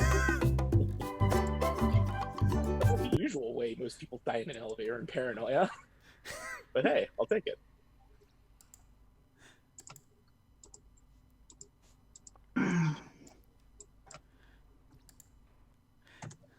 How do we advance again? Just basically change that number down there underneath your name that you typed. That number you typed in, you can change that to the next highest number. You can just click on it and do that. Although actually, I see you can't because you didn't put your number in there in the first place. That was why I asked you to do that at the beginning, so that you can control that. Okay.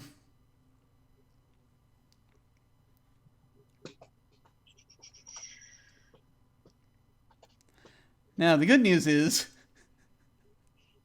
yes. Also, yeah. Let's see. Everyone's reset at this point. They're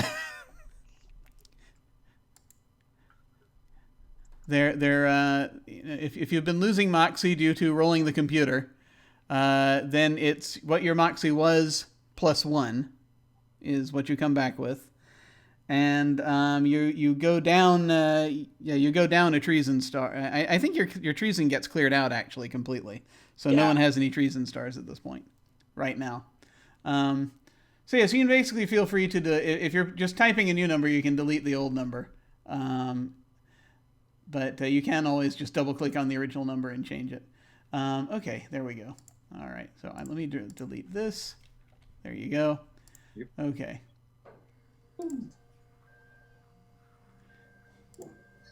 Okay. Here, I'll take care of that. Let me just move these where I'll be able to see them. Ah, no. Was given another clone. I now have 54 clones. That's right. So many clones. Oh, you're in PLC then. Okay, there we go. All right, so the elevator. PLC? Yeah, they go through so many. All those customer service incidents. As the elevator doors open, you can hear the thrumming a lot louder at this point. There is this, and this sort of First low all, level. What clearance is this hall? Oh, it's black. Oh,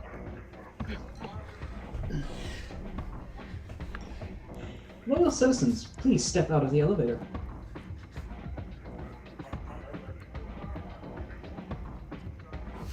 Demo steps out of the elevator, and as he does, he hits all of the buttons on the thing at once.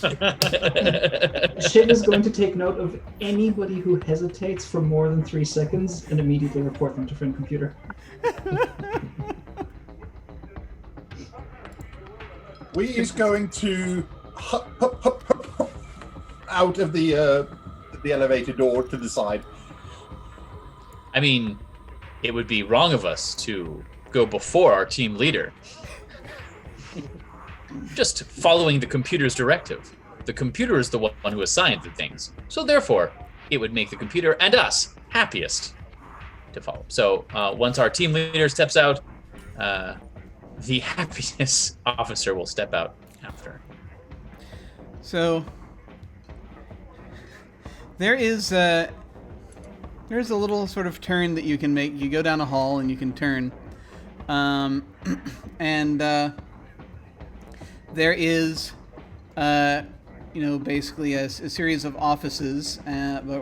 Basically you head out toward the. This is the corpse disposal area. It's its own little building, and this is where this sound is coming from. You see that there are two beefy-looking guys also in red, that are standing on either side of it, and they're wearing what seem like to be like red sunglasses.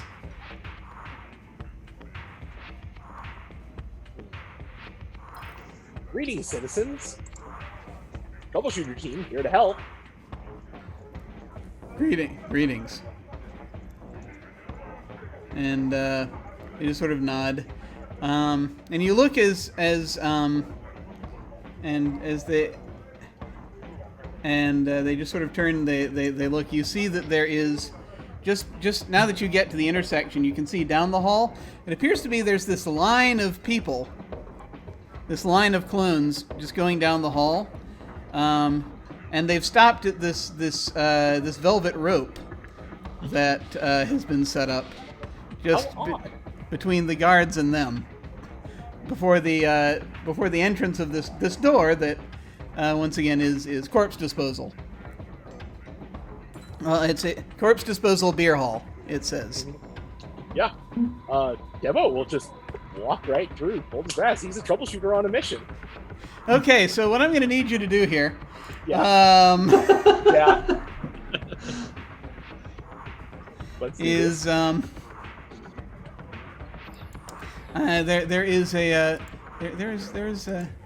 there's a certain degree of sort of confidence in Mikizno, I think, that's going to be involved here.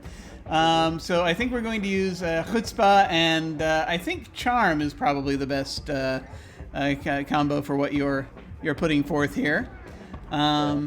Yeah. and just to see if you're good. And of course, we're also rolling the computer die.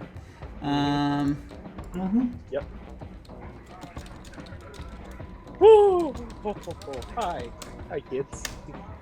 Okay. You walk right up, and they're like, "Yeah, okay," and they open the velvet rope for you to go through. And then they close it right behind you as the next person comes up.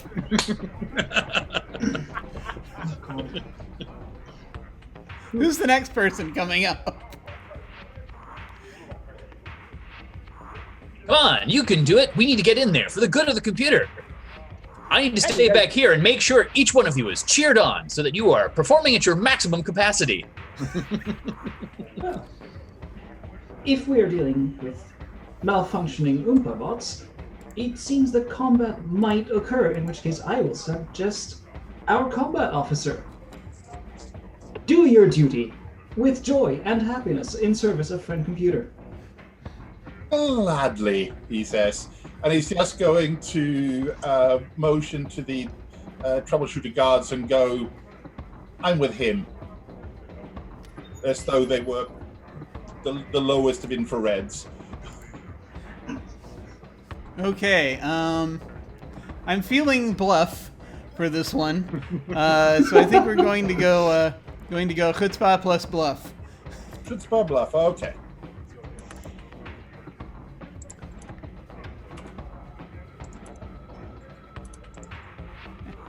They just kind of look and they're like, They glance back at Demog. They look at you. They look at your shoes. They're like, yeah, okay. They open the rope and they let you through. They close the rope behind you. Does anyone else want to go in? It was going to. Yeah, after I see the big. Now just say, come on, you can do it. I see like the big combat engineer go in, and I just try to walk up right and say, I've been here also to make sure that everything is super squeaky clean. And I'm here to ensure that they all do their jobs. So Shiv is in a giant 9,000 pack with all its chemicals. Shiv's in the power armor, right? Yep. Okay. So I'm thinking this over. Okay, I'd like you both to roll chutzpah plus charm. Shiv, you'll get an extra die because you're wearing the power armor. Okay. Out of curiosity, somewhat unrelated, but does the power armor have speakers built into it? That's an excellent question. Let me look real quick at the power armor just so that I can get an impression of what it is that I'm seeing here. No, don't steal the card, goddammit. Every single time with this thing. Son of Someone beast. wants to steal this card from my hand.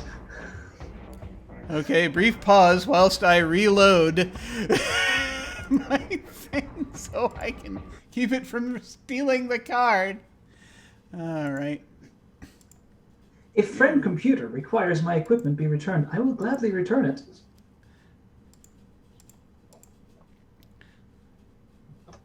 It depends on if it's like a type of riot gear or not, I would say, but let me or something similar. It looks like it's completely enclosed with a face visor and everything. Riot.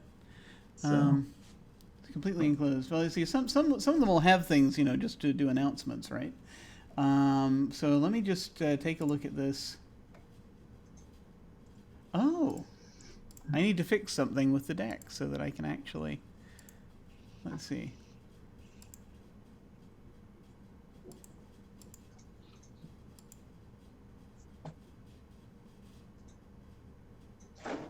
That's weird. Okay. GM choose, show fronts, discard pile.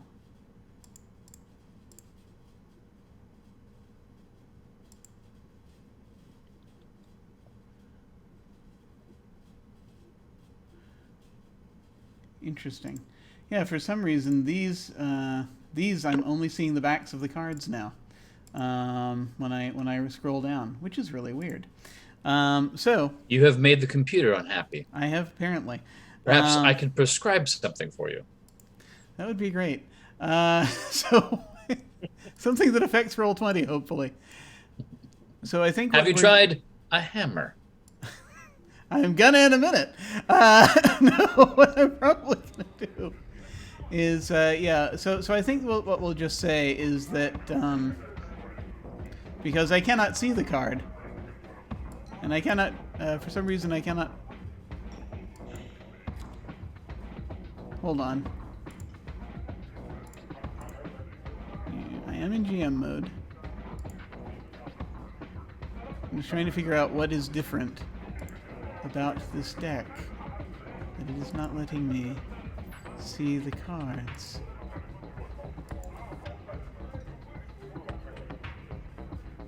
GMC's front of cards. There we go. There we go. I just had to change that setting, and there it is. Okay, good. I can see everything again. All right. I am now looking at the body armor.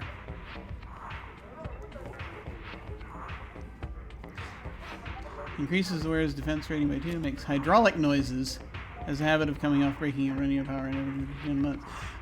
It does not natively have speakers. You would probably need to do some sort of hack of some kind on it, some sort of treasonous hack on it of some kind, to make it have the ability to project. It has things that could be used as speakers, but you would have to do something treasonous to make them play things. I would never do anything treasonous. However, I will very quickly flash a message to the equipment officer requesting that to ensure maximum loyalty, I will need loyalty broadcasters, aka speakers, to be mounted on my shoulders, if such a thing is within this mission's purview.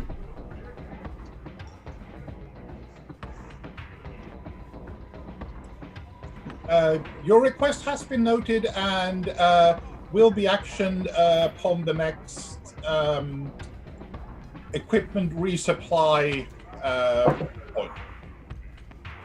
Excellent. Yeah, I should. Yeah, something I should mention that is probably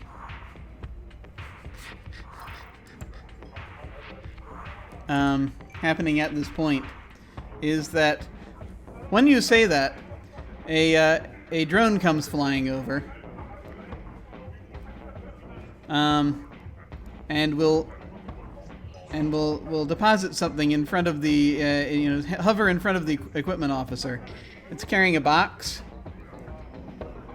and it releases the box, which, unless you catch it, falls to the floor. I'll try and catch it because otherwise I'd be damaging computer property. That's right.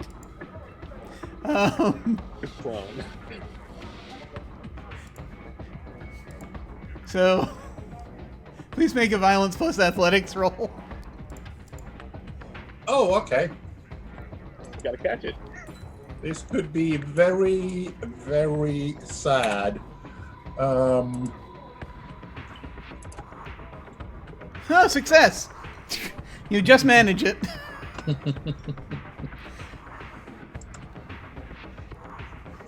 And so you now have a box. And the drone flies away. Well, in the midst of a possibly treasonous body recycling beer hall, it's probably not the best point to open possibly R&D grade computer equipment. Yeah, you haven't gone inside yet. I will point that out, but you're in kind of that little area outside. Oh, okay. So we're Like in, a lobby, in the, essentially. in the hallway. In which There's a lobby here with a sort of a little bar, a little mini bar. Wow, I really should have taken a corpse proposal. You're sort of wandering in here, and it's clearly the entrance where generally the people will sit and be there's a monitor for making people happier about the life of the clone their clone that is being being disposed of. And there is someone stalked at all. Come again? Is this bar stalked at all? Well, that's an excellent question. First off, let me just make sure. Let me double check on something. Is everyone in here? In the bar? I don't think. Has OMG gone in yet? No. I was waiting for the equipment to be taken care of before I walked up to the line.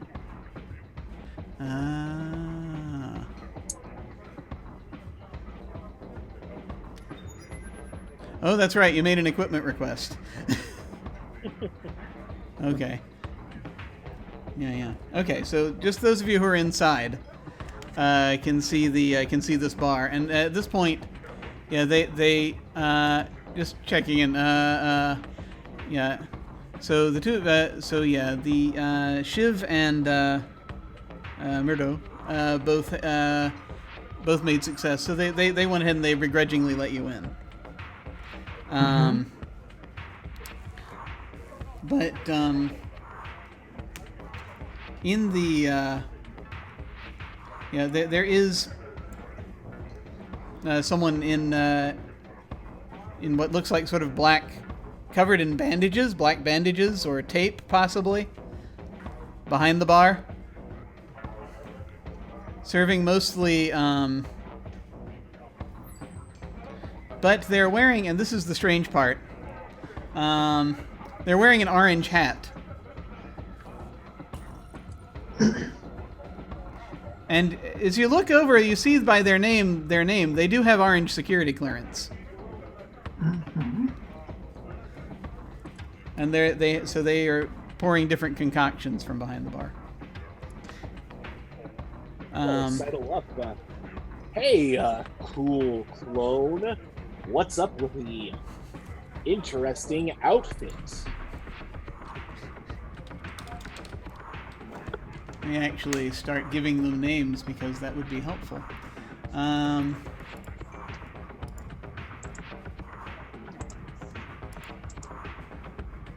So, yes, that clone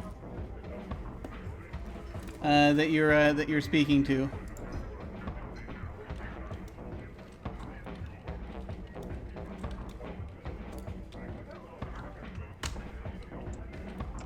Is Blythe ODFE. And she'll say, "Oh, it's for the beer hall celebration." What kind of celebrations happen? I wasn't aware that something had been authorized. Well, it's we're celebrating the lives of the clones being disposed of. That's as always. Would you like a drink? Yeah, sure. What have we got today? She turns and looks around, looks at the concoctions behind the bar, and she says, "We have red." Red. Can you get me old-fashioned red, please? I'm sorry. Old-fashioned has been declared illegal as of 2 days ago. Really? Because I got a redaction notice from that one day. Friend Computer has not delivered to me this redaction notice. I will check with Friend Computer. Friend Computer, is old-fashioned still illegal?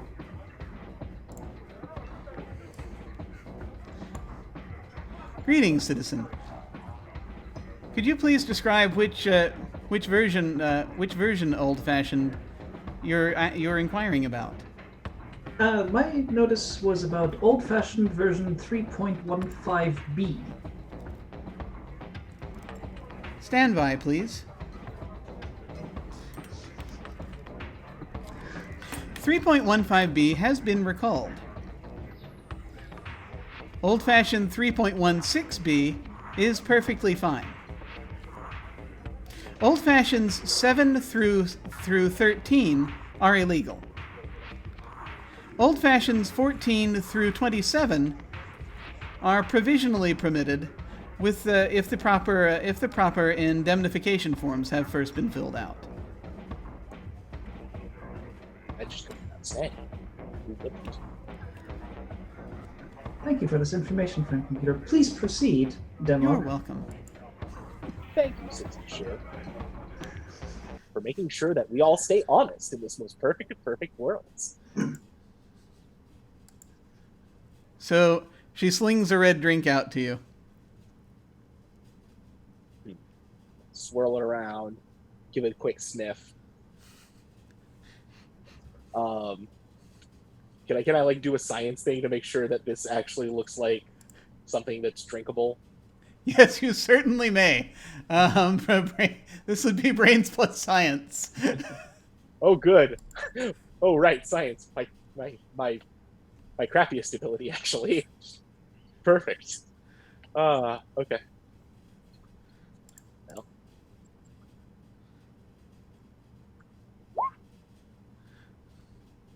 It's, as far as you can tell, it seems it seems like a very fresh drink. It's got a little bit of a fizz to it. But it seems, it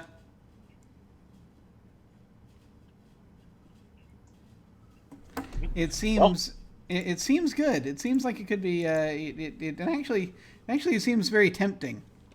Diode of the Jacobot. There's something about it. There's Those something down about it. Are you drinking? Yeah, of course. It's Excellent. fine. He is determined that it was perfectly fine. Absolutely. Absolutely.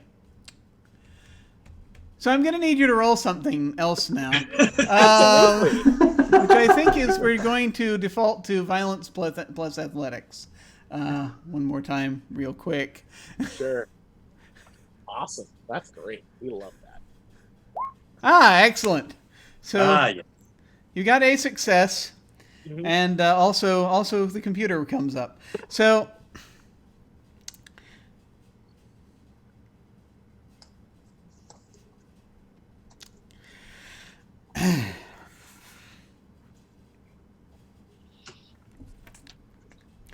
yes, here we go. Jim, just so we don't miss it, but does that computer die mean an automatic Moxie drop? Oh yes, it does. Yes, it does. That's your Moxie goes down when you get the computer. It goes down by 1. Or you get one. Yeah, you know what I mean. Yeah. Yeah. So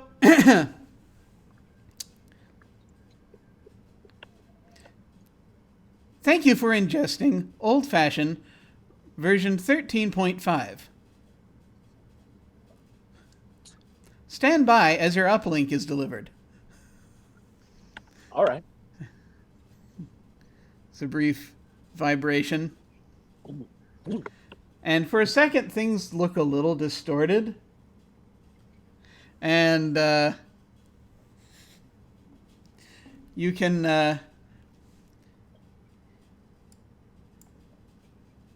hear in Demog, you can hear the computer talking to you. Yeah. It sounds a little different from usual. Citizen, are you having trouble accessing the camera we sent you? Friend computer, everything is going tops. Who wants some of this? This is a great time. Who's having a Would great you time? like us to integrate it with your receptors so that it will be easier for you to use? That's for the equipment officer. They'll handle it. It's just there. Very well. We will integrate it with his receptors. Thank you. Thank you, friend computer. Who wants some? Come on, rounds for everybody.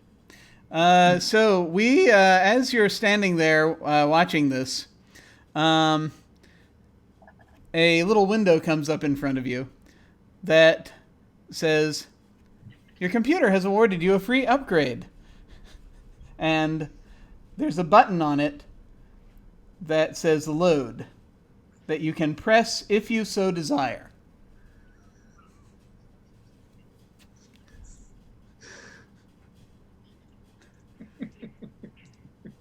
Press it. If you don't press it, it will continue hovering there on sort of the upper right-hand corner of your vision until you press it. But you can ignore it if you would like.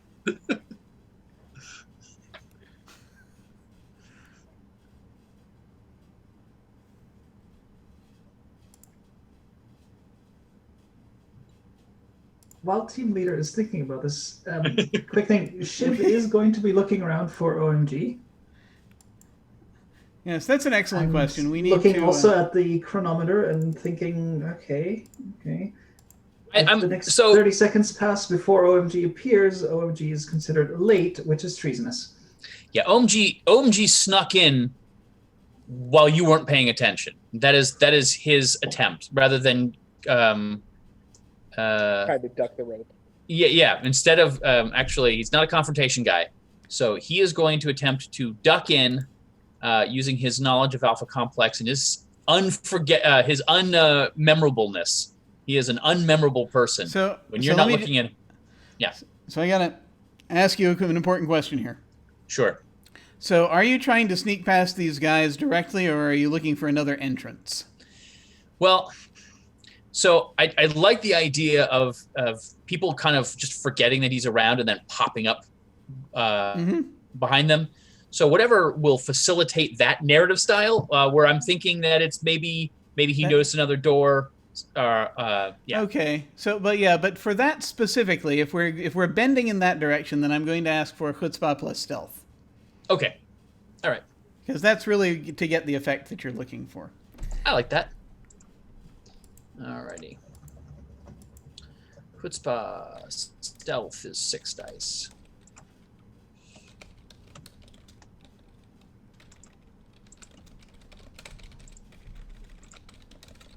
That's great. No.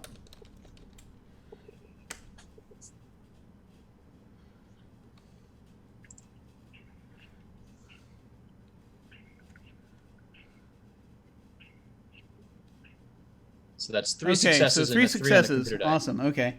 Stand by, multiprocessing going on.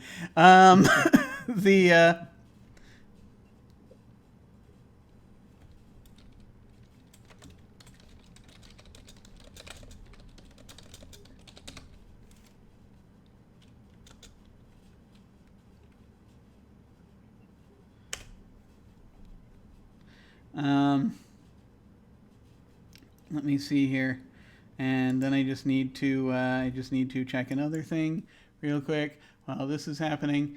Let me just fix that. Okay. Oh,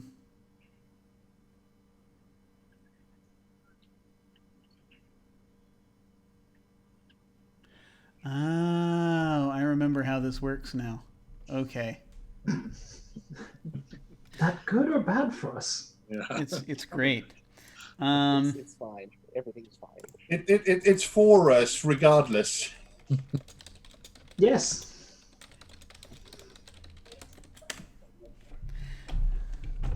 All right. So now that I've kind of wandered in that direction for a bit, let's see. First, OMG, you very easily are going to appear. Who would you like to appear behind?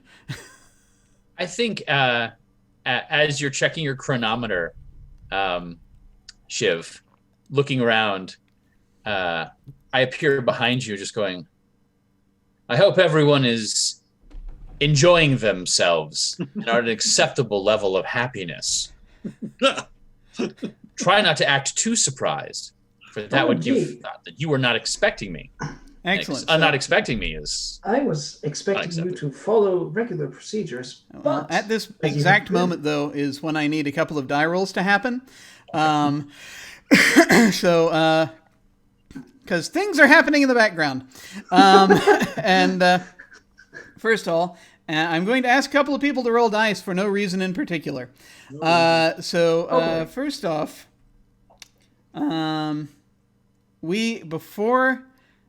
before you roll, I'm going to ask, did you press the button or no? No. Okay. I would like you, for no particular reason, to roll Mechanics plus Program. Okay. With a computer die.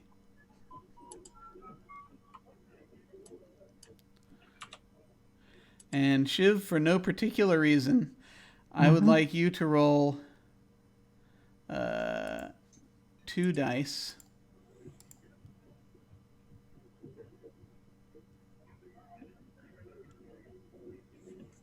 Just 2 dice? Yeah. I think the 2 dice. I mean, where do you just go ahead and roll the computer die along with it, just in case. And, yeah. Oh boy. 2 dice. I Awesome. Okay. Excellent. made 3 rolls and I had 3 computer dice. Awesome. Peter loves you. Okay. So, Yay. excellent. So,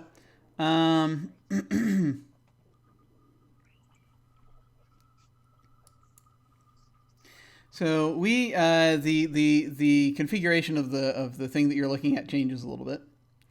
In a manner that perhaps someone might have, that perhaps might have been specified to me at one time. So at least cosmetically it will appear that way.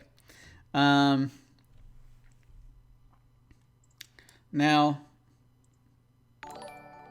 oh hey, we're getting a raid. Hello.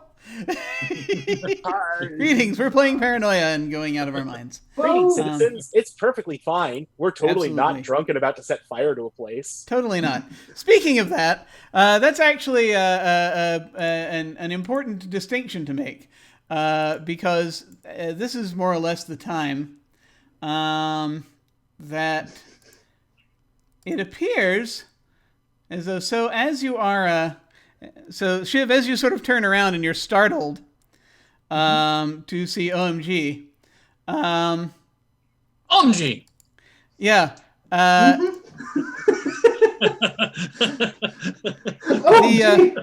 Didn't see you there. As you do, you are so surprised that you appear to burst into flames. Oh. Wow, funny thing about that. Super surprised. Shiv is now on fire. You are now hurt. Just a question for clarification. Am I on fire inside the suit, or is the suit on fire with me? Oh, thank you for reminding me. Yes, inside the suit. Cooked to 350 degrees. The suit is actually quite durable, so it's not on fire yet. But yeah, you see, so Shiv turns around and says that, and OMG, you see in the faceplate, in her faceplate, they are now covered with flames. There's fire licking up. It does not appear that it is something that this is not making you happy. Remember, not being happy is against the computer's wishes. We need you to stop being unhappy at this very moment. Screaming very loudly, Shiv is there just going, I'm burning with happiness! And This level of happiness is unacceptable. We need you to tone down your happiness by 3 levels. This level of happiness is unattainable by others. Do not make it yourself. Do not set a bad example. Practically incandescent with love for the computer. How close is the one on fire to the one who's been drinking the flammable liquids? I was about to say that the one who's been drinking, I will turn to and find the nearest emergency vent on this body armor and just try to vent as much flame as possible. Ah, excellent. Okay, so that's going to be mechanics plus operate. Hey, when do we get to play cards? Yeah. I was gonna say. By the way, this isn't even the main room. By the way, there's still a doorway. Yeah, You can go through where most of the loud music is coming from. But I just wanted to make sure I described that before we continued having horrible things happen. Shiv, okay, so you're venting out. You're starting to vent out some of this fire for a moment as you as you're trying to get. So some of it's starting to go down. It's still kind of burning you, which is a problem. So you're going in a moment. You're going from hurt to injured. And did you say you're venting this out on the person drinking? Is that what's happening? Yes, indeed, because there is an attempt to do that, yes. Yes, Demog, I need you to make a... please keep in mind, if folks want to use action cards, they may. We haven't gone into official combat yet, but we might. I might have a card I want to tag this with here, because it's funny to me. Yeah, if you would like to use a card, you may do that. Otherwise, I'm going to ask you to roll something. It's opposite day, citizen. Okay, so let's... Wait a minute. Let's see what that card says. And it's a card you can interrupt actions with, too. It's not that everything goes wrong with the action, more that the exact opposite of what the target wanted to happen happens instead. Oh, great. So here's the next part. So you pull these vents, and you successfully are venting out these flames, but they're starting to just sort of they're curling up above you, and it now appears as though the suit itself is on fire on the outside as well as the inside. That's willful destruction of valuable computer property, and Demog will go ambling off towards the main dance floor. Yes, that's a question. What color are these flames? Oh, they're very sort of they're very orange. That's not a right color.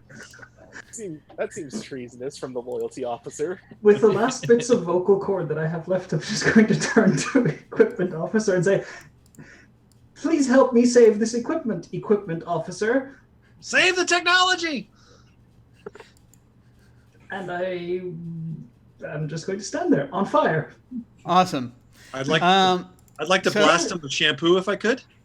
A quick thing. Also, as a very last thing, say failure to save me is considered disloyalty and punishable by treasonous death. Well, at this point, Murdo, you're hosing down with shampoo. At which point, Shiv bursts even more into flames, and then a little pile of ashes is what remains. Shiv, please advance your clone number by 1. How hot is that power suit now? The suit? Oh no, it's a pile of ashes now. Oh, the suit is. No. Okay. Yeah. Oh Destroyed boy. valuable computer property. Great job. Team leader, do you not think that it would make the computer happy if our citizen Murdo were to help clean up that mess? So even though it's not returned in the correct and original condition it was in, at least we can say that we have returned the computer's property.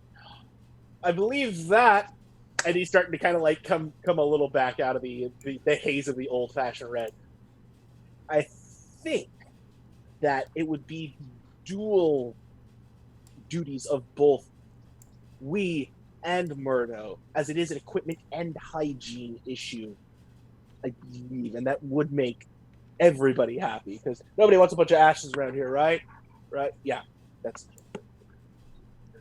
Yeah, the people, Clearly. the person behind the bar just sort of shakes her head. I would like to mourn this loss of this beautiful piece of power suit equipment that has fallen on this day. Please, citizen, do not mourn. Mourning will make you unhappy. Unhappiness is treason.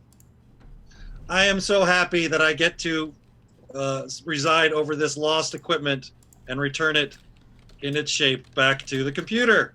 Your happiness is all of our happiness. We is quite literally whistling as he works, sweeping up the remains. Awesome. And I think with that, we're going to go ahead and take our second break. We're going to just go out real quick, and then we're going to come back, and we will complete this strange tale. We will see you folks in a little bit.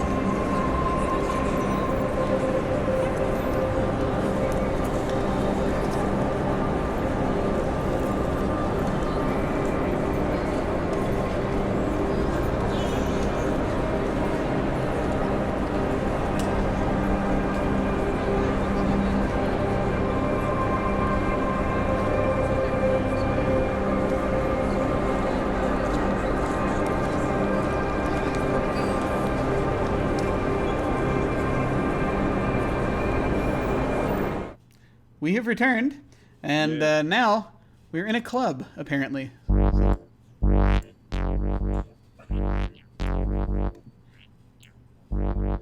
And so, as you folks enter this club,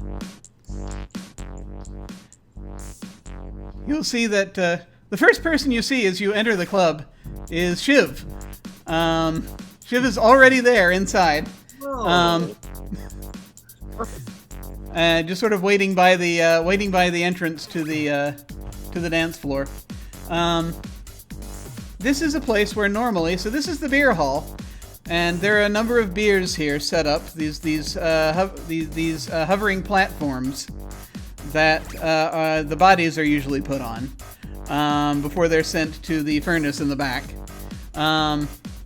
Well, furnace, you know, where they're sent to be disintegrated, yeah.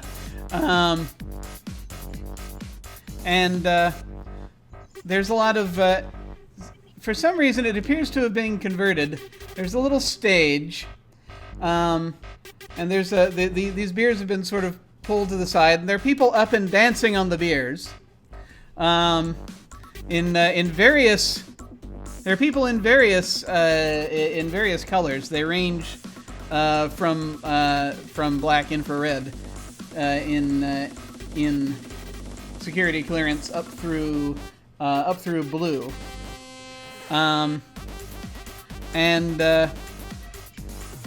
See, up on the stage, behind the podium, somehow playing this music with an accordion is the Oompabot 6000. 6,000? A market improvement over the 5,000, which was already Sorry, a market improvement. wait, this is the Oompatron. I'm sorry, I misspoke. The Oompatron 6000 is the Oompabot was the previous line that is only used for special occasions now. Oh, superior.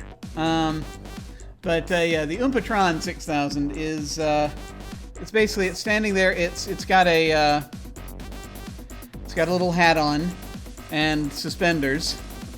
And it's playing this electronic accordion. And the strange thing about this room is that the lighting. Beams of light come down, spotlights come down in a variety of colors. So, as they come down, you see different people dancing around, and sometimes, you know, there are red lights, there are orange lights, there are yellow lights, blue and green, and indigo and violet. Citizen Orange OMG, lights. there appears to be an excessive amount of happiness in this vicinity. Agreed. I think that perhaps this Oompatron is has definitely defied the computers. We can only assume that the computer is testing us to make sure we are loyal enough to stop it. And to that end, I think OMG is going to kind of disappear off to the side and try to make his way behind the Oompabot. Yeah. Basically, and you see dancing on the stage behind the Oompatron. You see a couple of folks in lab coats. They're just sort of they're getting down, and there's like they've got something there between them, but you have to get through the crowd to kind of see. Mm-hmm. So I have to ask you this question, OMG. As you're sneaking around, are you trying to stay out of any of the patches of light that are higher than your security clearance? 100%, and OMG is trying to stick to the shadows. Is essentially just, shadows are conveniently colored infrared for our convenience. This is going to be tough, but so you're going to require a certain number of successes. I'm summoning all my unmemorableness. Jim, I would like to play a card here. Ah, yes, feel free. I'm not entirely sure how to just show you the card without showing Oh, drag it out onto the silver playmat area. All right. Yeah. Well, everyone can see it. Yeah. Ah, excellent. That's good. Okay. Well then, No. OMG, I'm not going to have to ask you to roll. It's okay. Hold on a second. Yeah. Are we doing this? Cool. We're here. Let's do this. Yeah. Well, I think you're trying to target me. Well, you got the wrong target. Okay, try to persuade me who you want it to be. I do believe anyone who played this card against me, so I think our treasonous orange fire friend of Shiv, who is not concentrating enough on their job, and perhaps maybe he's walking into the wrong light. I see. Okay, Hang good on to one know. second. Perhaps mention it. Where do we go? Wait, here we go. There's another card. As far as everyone including the Surely. computer is concerned, Target didn't Surely. perform that action. Someone else did. Surely. So You what's, cannot accuse the loyalty officer of treason, as I am handpicked by friend computer to be loyal. Therefore, questioning my loyalty is questioning friend computer. Surely, the only treasonous member here is the one who was inebriated and then wandered off without helping their friend who was burning to death, aka Demog. so this was a mistaken. So how is this a case of mistaken identity? Well, OMG is clearly trying to weed out the disloyal in the team, which cannot be me. It must be Demog. I see. Okay, so clearly clearly Demog, then you're saying, is the one who has wandered into the light. Yes. Or Perhaps Demok has inebriation clearly failed. So my target targets someone who was targeting an action. The action was me failing. So someone else is failing. And so rather than Shiv failing for playing a card, Demog has failed by not playing a card. Let's find out. Demog, do you have anything you want to play here? You know what? I'm gonna eat the failure this time, because you know what? It's more funny this way. Okay, so Oh god. here's the funny part. OMG still fails, but there's an interesting the backlash of results will be a little different.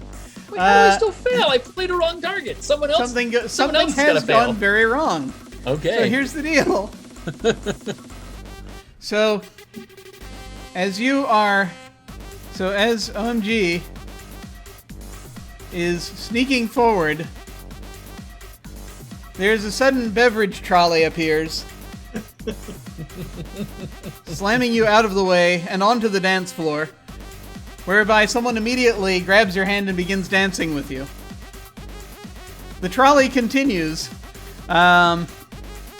Shiv attempts to point out that is happening, and the trolley essentially is going to is as it comes by, the way sort of it's angled is going to you're going to have to step aside to avoid it, and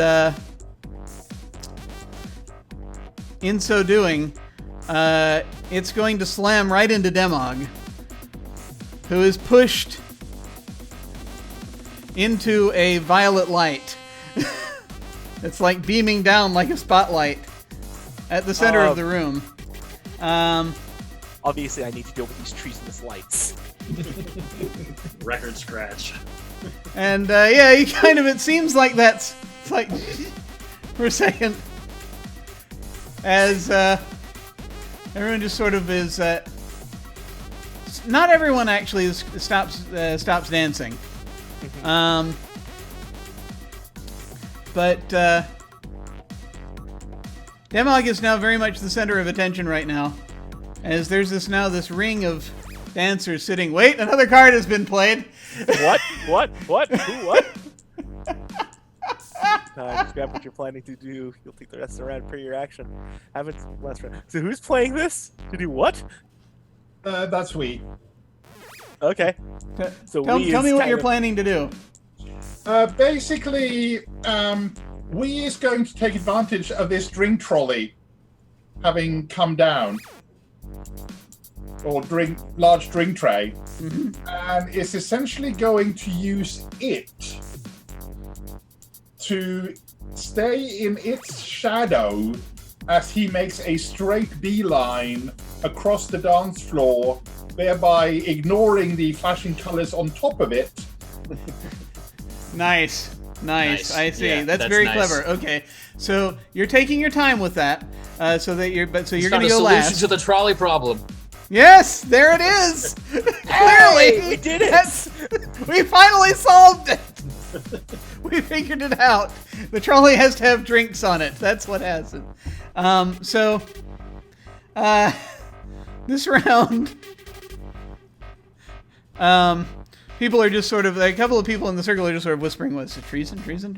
And at this point, Demog, you get a treason star. Yeah, that's fair.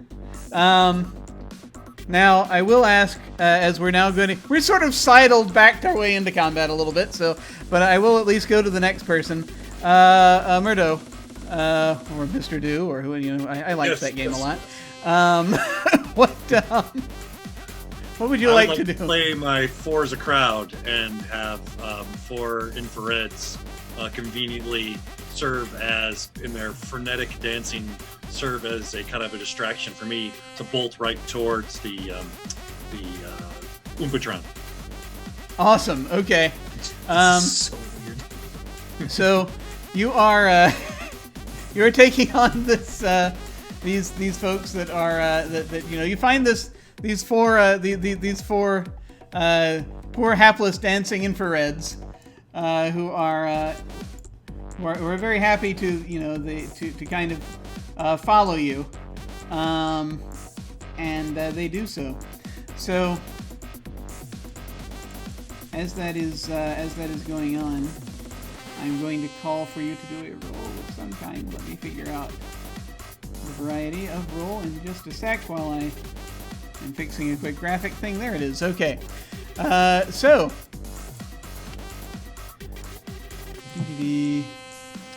I'm going to ask for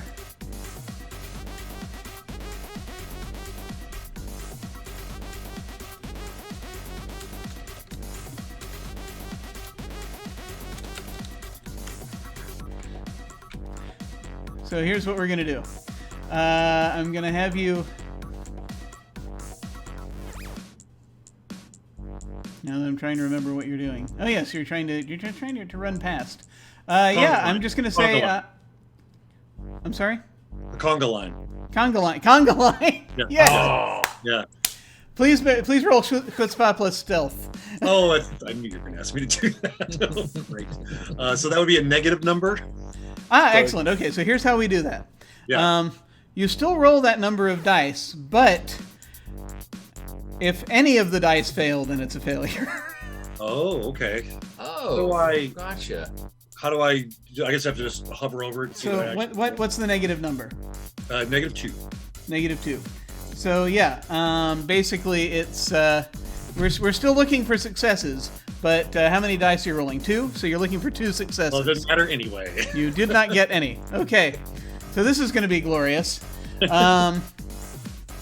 As you're basically coming through, you get into a conga line, right. And the thing being, you get turned around with all the lights. Right. To the point you're sort of dancing around the room. More people are getting behind you and joining your conga line. Unfortunately, you cannot hide from the conga line in this room. So there is now a large serpentine conga line that is starting to go around the room that is sweeping Murdo up in it. Now, end of this round, we is going to get your attempt to get up there behind that drink trolley as you're running past, sort of operating it, running past. So I'm going to ask you to make an unusual combination here because this is what we're doing. I think we're going to use... You're hiding behind the trolley. Yeah. So I'm going to ask for mechanics plus stealth. Oh. Interesting. Interesting.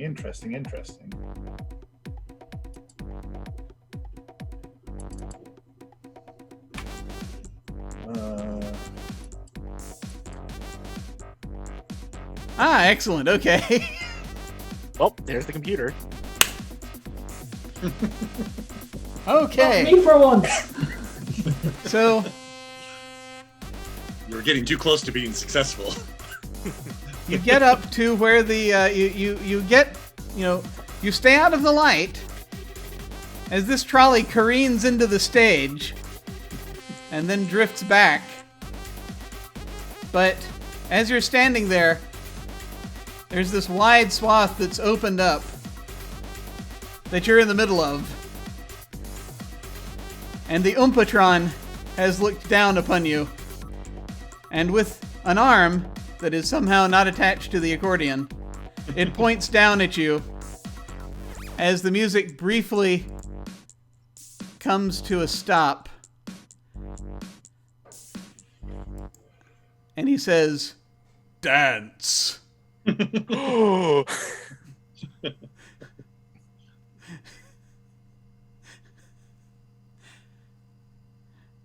now we're going to go to the next round. So here's how this works. So we're now going to use since we're now actually in rounds, I'm going to ask, you go in the order on your action card that you're planning to use. Or any card, actually. This is the fun part. You get to bluff, if you so desire. You can tell me whatever number it is. I'm going to count down from 10 to 1. And if you say that it's your time to go, I'm not going to question it, but someone else can, if they so desire. If they're challenging it, trying to go on, and then there are rules for that, which I now should probably turn to real quick. We're not going to do everything that's in the that's in turn order because we can't quite do it if we're not around a table, but not as easily, I should say. Certain timing things are involved. But I hybridize the rules anyways myself. Yeah, basically. Let me get down to the let me get to the summary here, so I've got it. Okay. So yeah, basically I need you to so I'm going to go anyone who has so I'm going to count down, and it's basically either the number on the card, or if you're using a different kind of card, it could be a number plus a stat, possibly, to get the total number, depending on what's on your card. So I'm going to start with 10. Anyone have 10? 9. 8. 7. 6. 6. Someone has 6? Yep. It looks like we have 2 6s. Who wants to go first? Oh, you can go. That's fine. I am going to play a card. So I am going to play the following card. So I'm going to impress. So I see 2 cards are now on the table. Yeah. Okay, yeah, you're playing improvise. I Okay, I got you. All right. So you're playing improvise. Declare your action, but before you roll, draw a card from the action deck and add its effects to what you're doing. Oh, that's awesome. So tell me what you're doing, then I'm going to give you another card. Okay. I had been pulled into the dance. Yes. I was already dancing. So Oompatron, I am already following Oompatron's orders. So I'm going to use the dance to try to dance to the side of it, and then my plan is still to try to get around behind the Oompatron, so Oompatron is no longer visible, and I'm off the dance floor where I don't fall into the treasonous light. So, awesome. So we're gonna find out whatever this improvised card is going to. I'm essentially going to happily, but not too happily, come up with a new dance that allows me to maneuver myself out, put my dance partner, whoever they are, into the conga line, and then move off to the side into the infrared so I can make my way to better serve the computer. Excellent. So I need. Do you want? Let me ask you, because I don't know what device you're using right now. Do you want to try to draw a card and pull it onto the table, or do you want me to do it for you? Either one is fine. I have Holy a computer, crap. so I can just click on the card and put draw if you want. Welcome, Raiders! We've just gotten raided by a massive party. Thank you very much for coming. We are playing some Paranoia. We're coming close to the tail end of our story today. Thank you so much. Now it's a party. We are fighting we're at a sort of a terrible rave. Oompa bots. Yes, they're fighting the Oompatron. So I'm sorry. Yes, do you want to draw it or do you want me to draw it? Yeah, I'll go ahead and draw. Okay, go ahead and All draw right. and pull it onto the silver desktop there. I'm drawing 1 cards. Oh, whoa! What did I just get? Great victory! Great victory! All right. Thank you for the bits. Much appreciated. Great victory. Everything goes right, above and beyond even the greatest expectations for a few seconds at least. GM describes how. Yeah. Oh all right. my God. Okay, so Amazing. oh holy crap! We're getting so much right now. Thank you all so much, very much. Whilst I've got your attention, real quick, whilst you're coming in, I'm just going to type the thing for 0. We are I'm raising awareness for campaign 0 for folks who want to donate to that. That again, it's a campaign to help basically end police violence. So please take a look at that. That's part of this.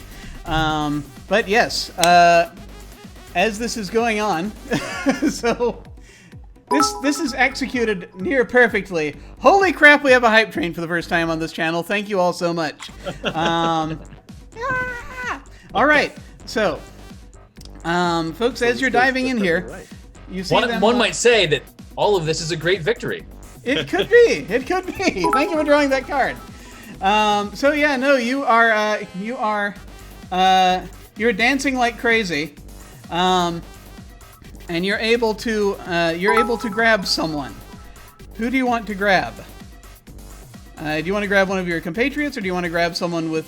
You can grab someone with virtually any security clearance up to blue here, if you so desire, and co-opt them into this dance if you want. You could grab. There are bots around. You could grab a bot. Who would you like to grab? I think. And to get them into this dance. To get them to help me, or to use them to help me. Either I'd say to try to co-opt them into this dance. Thank you all so much. This is amazing. This is a crazy number of. I am utterly amazed, but I'm just going to keep talking to keep my brain from freezing. Wow. Okay.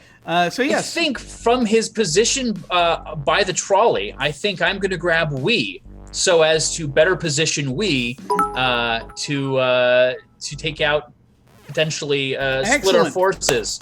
And this is good because you have now you have given we the directive that he has been ordered by Oompatron to dance, and so we is now dancing. Yes. You get spun into the conga line, and you find yourself being carried off by it around the room. So yes, and OMG, so you manage to get to the stage. And that is where you are this round. We are going to continue down now. OMG, let's see, I believe you had the other 6, correct? Yes. Do you want to change your action, or you want to use the same thing? No, I think this will work still, even though I'm now being run around in this conga line. Just as I'm being grabbed up. I recognize that on top of the drinks trolley is a particular drink mixture that is notably well suited for carrying electric current. So I'm going to grab the biggest glass bottle, whatever it happens to be of it, and lob it at the Umpatron in the hopes of shorting out at least part of it. Oh, nice. Okay. All right. So you're gonna grab that. Yes. So you are yes. Please roll mechanics plus throw. Mechanics plus throw. Okay.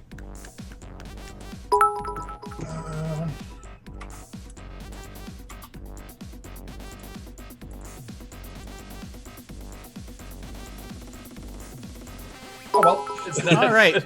The dance is obviously bigger than I thought. So it becomes for a moment just this. There's this. You grab the and as you're spun into because you're being spun into the conga line, it's carrying you a little too fast. So the bottle gets thrown and smashes onto the stage behind the Oompabot, and you hear people go "Hey!" and more people begin picking up bottles and throwing them in random directions. And you're now hearing a bunch of smashing play a card, happen. or do I need to wait? If it's a reaction card, you can play it, but otherwise, it's no longer your turn. Can I play a card? Reaction card has a little arrow on it. Oh like my these. goodness, ladies and gentlemen, let's keep this train rolling, shall we? I'm playing Kaboom. Well, that's a choice. So That's definitely a choice.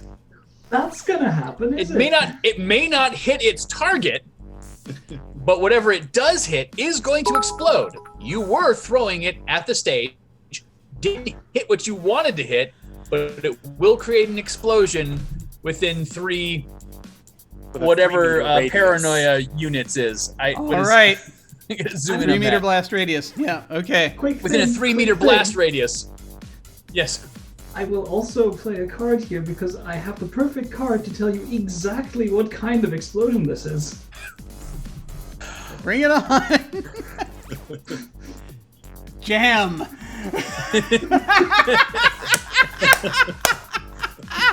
That's what's going everywhere. Okay. So, this thing happens. What do we need? Jam One or of beer the ball? bottles Doesn't matter. it goes end over end. Apparently, and OMG, you're actually in a perfect position to spot this because of you're at the stage. You're just coming up onto the stage on the side of it, Mm-hmm. and you see that it's not a bottle; it's a compressed jam canister, Compressed jam. It's a jamister. and it's happening in slow Jamster motion even. as you see it arc past the Oompatron to the table in the back where those two people in lab coats are dancing. And you see on the table a glass box with a button inside it that the jam careens into. Technically, none of us have pushed the button. That's Yes. correct. True. Oh, we're gonna have a jam session. Oh. There's an explosion. So, I think it's more or less at this point that a big explosion is happening on the stage. And something is... The Oompatron stops. And there's a very loud explosion on the stage. And you see this rolling thing that's like... It's not so much like... It's almost like a cross between... As it's circling... It's like a black hole made of jam. You see No, that it's it's a jam now starting to singularity. form. I've heard of these. A jam singularity has formed on this stage. As the accordion, which is all that's left of the Oompatron, falls to the floor, and it finds its original setting for a moment. As suddenly the lights are kind of shorting out, and this music begins playing. Some people are still confusedly dancing. Some of them are trying to run because the jam is starting to suck them in. At this point, friend GM, I should like to use my grapple gun to grapple out of here. Excellent. Okay. Get the box! Get Well- the box! You Well- can get the box. You can see that the box appears to have been activated, as there's now a big. Yeah, it's right behind the jam singularity. You can just barely make out the sides of the box. So let me just ask. So we were at 6. As we continue going down, just out of curiosity, I feel as though we might be able to abandon rounds here, possibly, but let's see. So we have left. Who hasn't acted yet this round? Actually, I think most of you haven't. Okay, let's go. 5. Ah, you're on 5, Shiv. What would you like to do? I believe I have already told you what I would like to do. Yes, Now I that's just need right. to know what Okay. you're going to make me roll for it. Let me just check something out real quick. Let me make sure I got that in here. I got to scroll up now. Let's see. Oh, yes, of course. Still doing that? Yes. All right, excellent. So I need you to roll 3 dice and a computer die, please. Oh boy, this is going to go perfectly well for me, I think.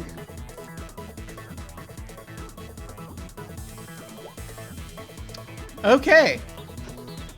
So,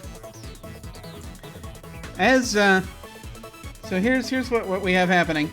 So, OMG, as you're standing up there, trying not to get sucked into the jam singularity, you notice your clothes begin smoking. And now little fires are starting all over your jumpsuit. and The colors of the flames. Orange. Oh no! The OMG starts removing his jumpsuit. Ah! unauthorized stripping on stage, treason! That may very well But be at the happening. at the same time as that's being called out, Shiv is also going to yell out, "Now it's lit!" and start doing an air guitar solo. You do indeed. All right, we were at 5. I don't know if I can still use the rock out skill, but I'm gonna just rock out anyway. Just Oh, you're doing it. You're doing it. Okay. Got it. Got it. Do we figure it out? Okay. Okay, that was 5. 4. 3.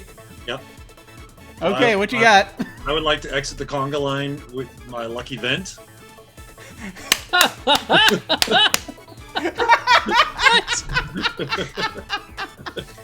And hopefully pop down the vent, and the convenient vent will take me as close to the box as possible. Ah, excellent. Okay. You have entered the ductwork of Alpha That's right. Complex. I now will need you to make to please make a brains plus Alpha Complex roll. Okay. Oh, that's going to be a 0 again. So I guess you roll a computer die. Okay.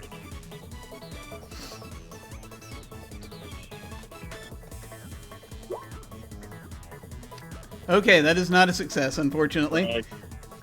Although I think it does give me a +1 because using my Oh, that's right. You do get a +1 die. That's right. So Yeah. you should have had an extra die. You One can more go die. ahead and roll that again, and I'll thank assume the computer die was a 4. So you can roll it without a computer die. Just roll 1 die. Roll a die. See what happens. one die. Let's see what happens. don't roll me.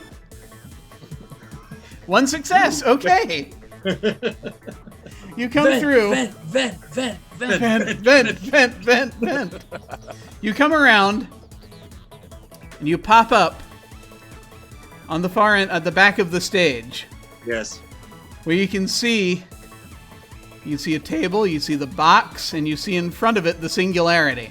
You're actually behind the singularity, so it's not as bad from back here. Weirdly enough. As Strangely I kinda enough. crawl out of my vent, I strap on my egghead. It's very windy and drammy. Okay, you're testing out the R&D equipment. Awesome. All right. Yes. We come to that next round. That's right. Science-tastic!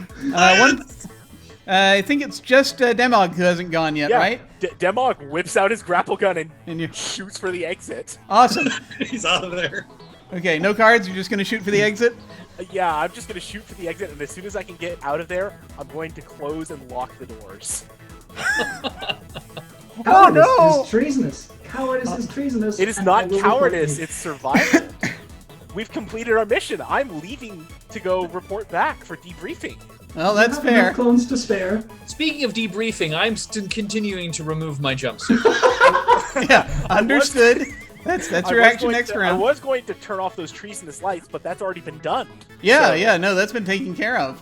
Mm-hmm. So I guess this is gonna be violence plus guns since you're using a grapple gun. I believe it's a mechanics, actually. We can't. Well, Because my grapple gun gives me a bonus to mechanics. oh, it gives you a bonus to mechanics. Okay, in It that does. case, I will give you mechanics plus guns. I would normally love to do violence, but, Yeah, since we're I here. got you. No, I got you. Uh, I got you. Bum. Mechanics plus gun. That's actually a fantastic. Oh boy! Oh boy! Oh boy! Yeah. We You're all are- carrying guns, by the way. I keep. Well, I some of didn't us are even make carrying it- cats. Yeah. Hasn't been a single laser shot fired Yeah. yet. I'm amazed. I know what kind of game of paranoia is this? I don't know. I do believe lasers were responsible for the TPK earlier. That's true. They kind of were, yeah. But they weren't fired by us. That is 2 successes on 7 dice. That was definitely Excellent. elevated. Wow. Okay, yeah, you Batman your way out of there. Actually, it's 3 successes. I forgot. The computer dice came up 5. Oh, yes, that's right. You Batman your way out. You are out of there, and you lock the doors behind you as you run out. Yeah, I'm not the hero Alpha Complex needs, but I'm the one it deserves. Now there is no escape. Oh, but there is! There might Because be. someone found a vent. Someone did That's a- find a vent. That's true. Could be an internal vent, but you know what? I'm We'll just have to. walking We'll out have of there to find whistling. out. We'll have to find out. So we go to the next round, where things are happening, and. Question: has Demog actually left and closed, or is in the process of doing so? Left and closed, I think. He made it out. He got out. So we're going to come down to the next round, which once again I'm going to count down 10 to 1. And this is for people inside the building because I don't think Demog, unless you're just Oh, heading hold back, on. right? One moment. Okay. I'm gonna. Okay. Well, we'll include you then. Yes, please. I'm gonna go ahead and and count down 10 to 1 once again. Again, you don't necessarily have to have a card for it, but we'll see. Gotcha. Okay, I see what you're doing. Okay, so anyone who doesn't have a card just goes at the end of the round. That's basically how this goes. So 10. 10. Oh boy. Oh crap. Okay. So tell me what it is you're planning to do. I question the 10. I question the 10. Challenge! I hear a challenge. Yes. The funny thing is, What- he's shown that he has a 10. Hang on, I haven't seen that. Never mind. I No, question everything. Yeah. Question everything. I mean, it's fair, but yeah. I was too busy rocking out to see what's happening. Oh, no worries. That's perfectly reasonable. I mean, you got a polka. Sometimes you just have to polka. So you have a 10. What do you want to do? I'm going to take my time is what I'm going to do.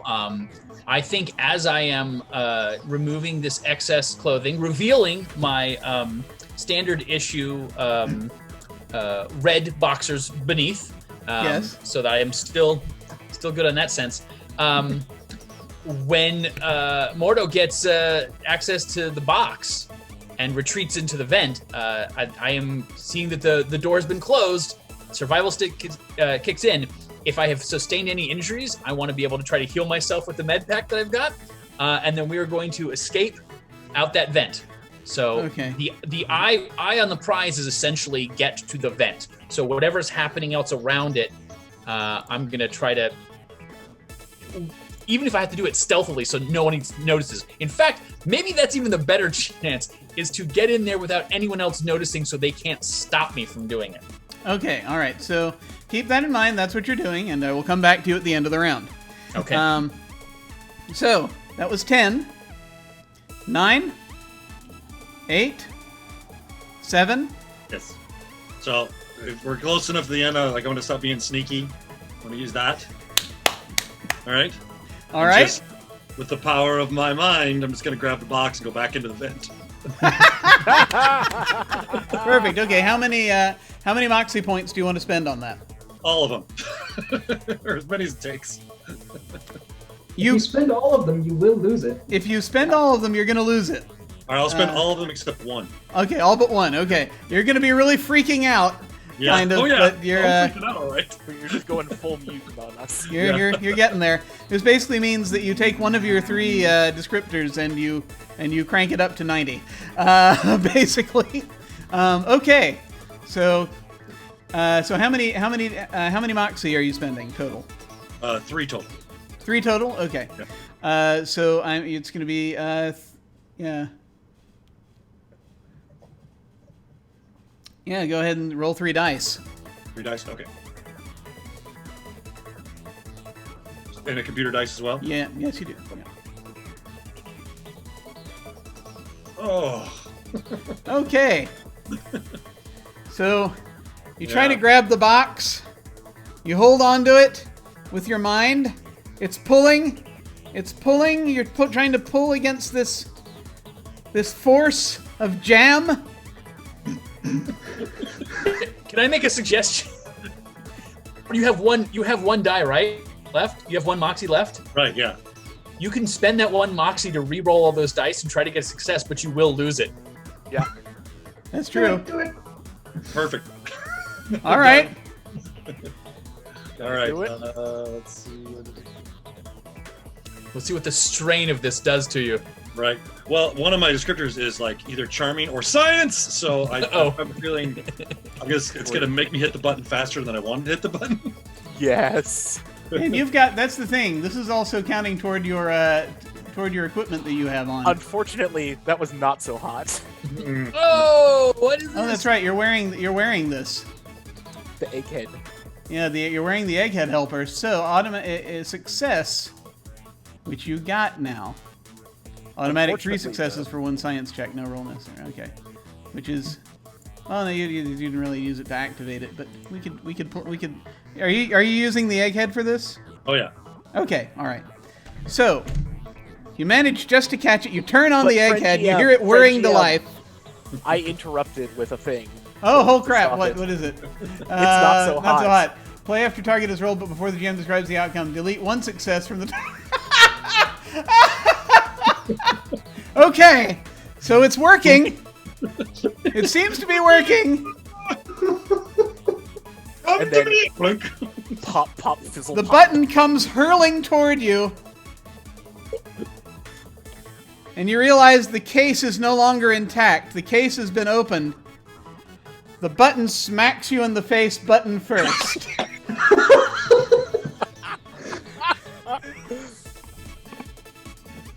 I take my egghead off to you, sir. So,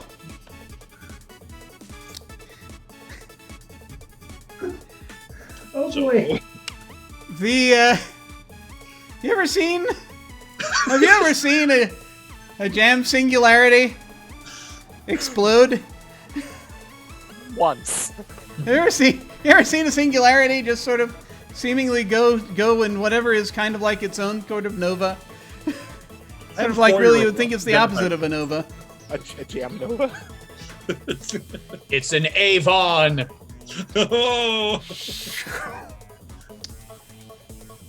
So, I'm going to, I feel as though everyone who's still in the room at this point, I feel it would behoove you to take cover. Just the look of joy on my face as it comes closer. So the role I'm going to ask for from everyone now is going to be, I think it's going to be violence plus athletics. I will say that OMG, you're going to get your +2 die bonus on this. This is going to supersede what you were doing. Okay. But it might help. Well, You were preparing. I'm just gonna say I will voluntarily not save against this because Sure. this looks like the most glorious, wonderful mess. And It will be. Oh, it will be. It will only improve the vibe that, and I guess I can reveal it now, that I, a member of the Secret Death Leopard Society, will go for, of supreme partying and rocking hard all day, all night. This is true. Yeah. This is Yep. true. That's Anyone who wishes to avoid this explosion and who is not Murdo, who cannot avoid the explosion, you go ahead and make your roll. And then we're rolling with a computer die, right? Yes. Oh yes. I'm re-rolling. I'm spending mostly to re-roll that because I do not believe one success from 8 dice. Oh, you got 2 successes because the computer die came up on a 5. Oh, yeah. Yeah, even so. But if you'd rather take the failure, I'm sure we can.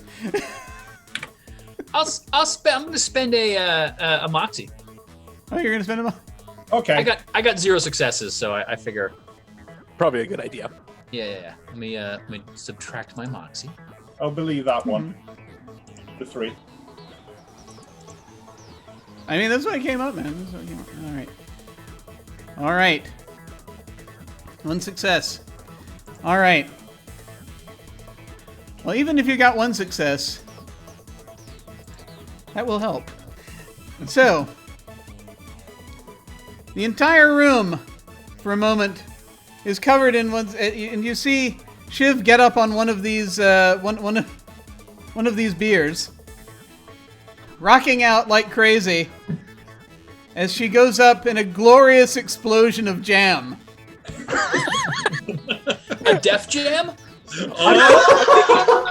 I am thinking like it's like a Spinal Tap where you have the drummer going, except the ship just rocking out and then just explodes in jam. You probably have trouble telling which parts of it are the jam and which parts of it are Shiv at the end. The answer is yes. Yeah, that is the answer. So, as the smoke clears, the singularity is gone. The button is gone. Mr. Murdo is also gone. Well, most of him is gone. There are legs Right. that are still in the vent. OMG managed to somehow take cover behind the podium, which is only just barely clinging onto life. We managed to dive back out into the lobby somehow because the conga line had come around. And a terrible, terrible silence falls over this place. The party's over. The party is indeed over. Let's cut outside for a moment and check in on Demog.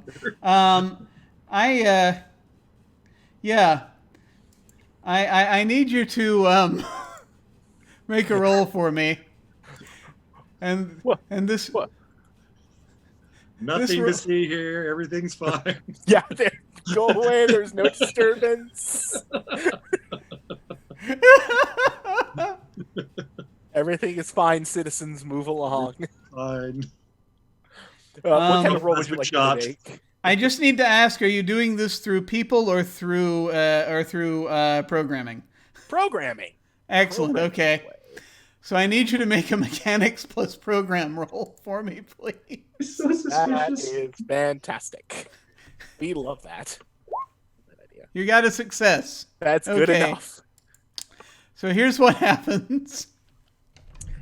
There's a sign. So those 2 of you who remain alive inside, in this sea of bodies and jam, we'll see for a moment. We'll hear a voice sort of pinging in. Hear a very pleasant voice. Ping.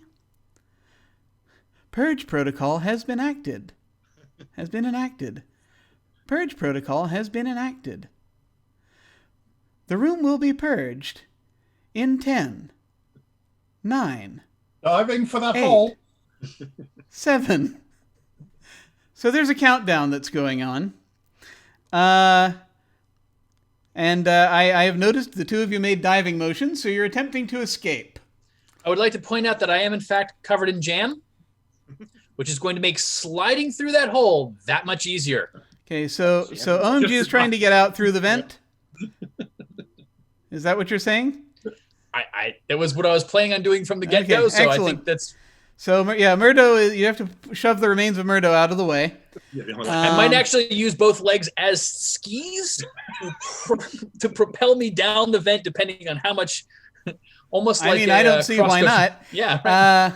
Right. Can I point out that the med pack says that I can grow and reattach limbs to my body using that med pack. That is so fair. if it means grabbing an extra pair of legs to get me through there quicker. Before I forget, Murdo and Shiv, please advance your clone numbers by 1. Yes. So OMG, you're going to try to dive in and take care of that. So let's see. It's really a question of getting to the part of the vent that will not be purged. So I think I'm going to ask for violence plus alpha complex. Okay. That is going to get me 4 dice. So I'm going to roll 4. Nice. Computer, yes. Now let's see what I got. That looks 1 like nothing. success. Wait. What? No, wait. I am seeing no successes. Yeah. All right. I'm going to use another Moxie. Yeah, same here. Okay, before you continue going, I just wanted to check. You were out in the lobby? Yeah. The front door is locked, you discovered. You're trying to find another vent in here?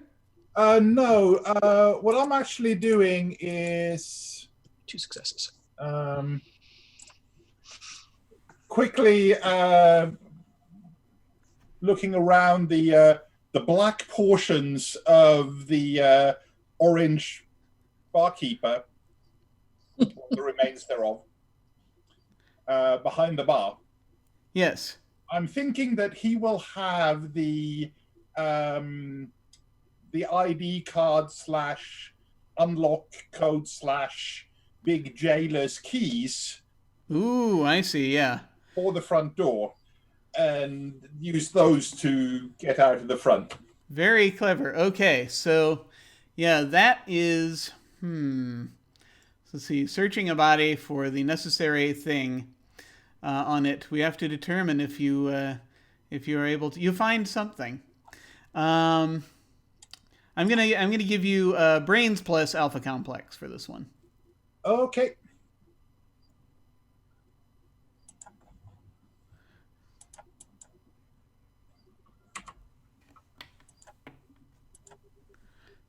Two successes. Okay. So you're able to quickly grab the thing that you're looking for. You grab this orange card and you run to the door and you swipe it and the door's open. And then I drop the card and roll out before anybody notices that I'm holding it. No! All right. OMG. 2 successes. You got 2 successes. So you're crawling out through the duct. And just as you finally come out into the next room and sort of fall down onto this, basically, this series of caskets where they place some of the room full of caskets, and you fall into a casket. There's fire licks out from the vent above you. A death jam. A jam of death. Question. Because I was definitely killed, where does my clone come back? Oh, well, no, it's coming. It's coming. We are now entering the final moments here. Yep. My question is first of all to OMG and we are. Are you going to head back to the briefing room? That's the plan, yeah. At the very least, to the second of the 2 briefing rooms. Yes. Yeah. The one with the unknown security clearance, maybe not. Yes. Correct. Yes. All right. So Demog is going to arrive there first. Mm-hmm. And as you arrive, you notice these two. There's no thrumming, but you see these 2 carts getting wheeled in with these big sort of giant pill-like things on them, pill-shaped things that are about 7 feet long. And when that happens, you come in. They're red. Mm-hmm. You recognize these as having come from the clone ejector.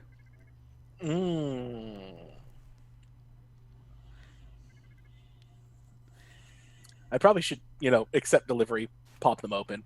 It's only polite. Sure. Yeah, the guy hands you a thing for you to put your thumbprint on, and then he tips his cap. How nice. Yeah. He tips his cap and he heads out.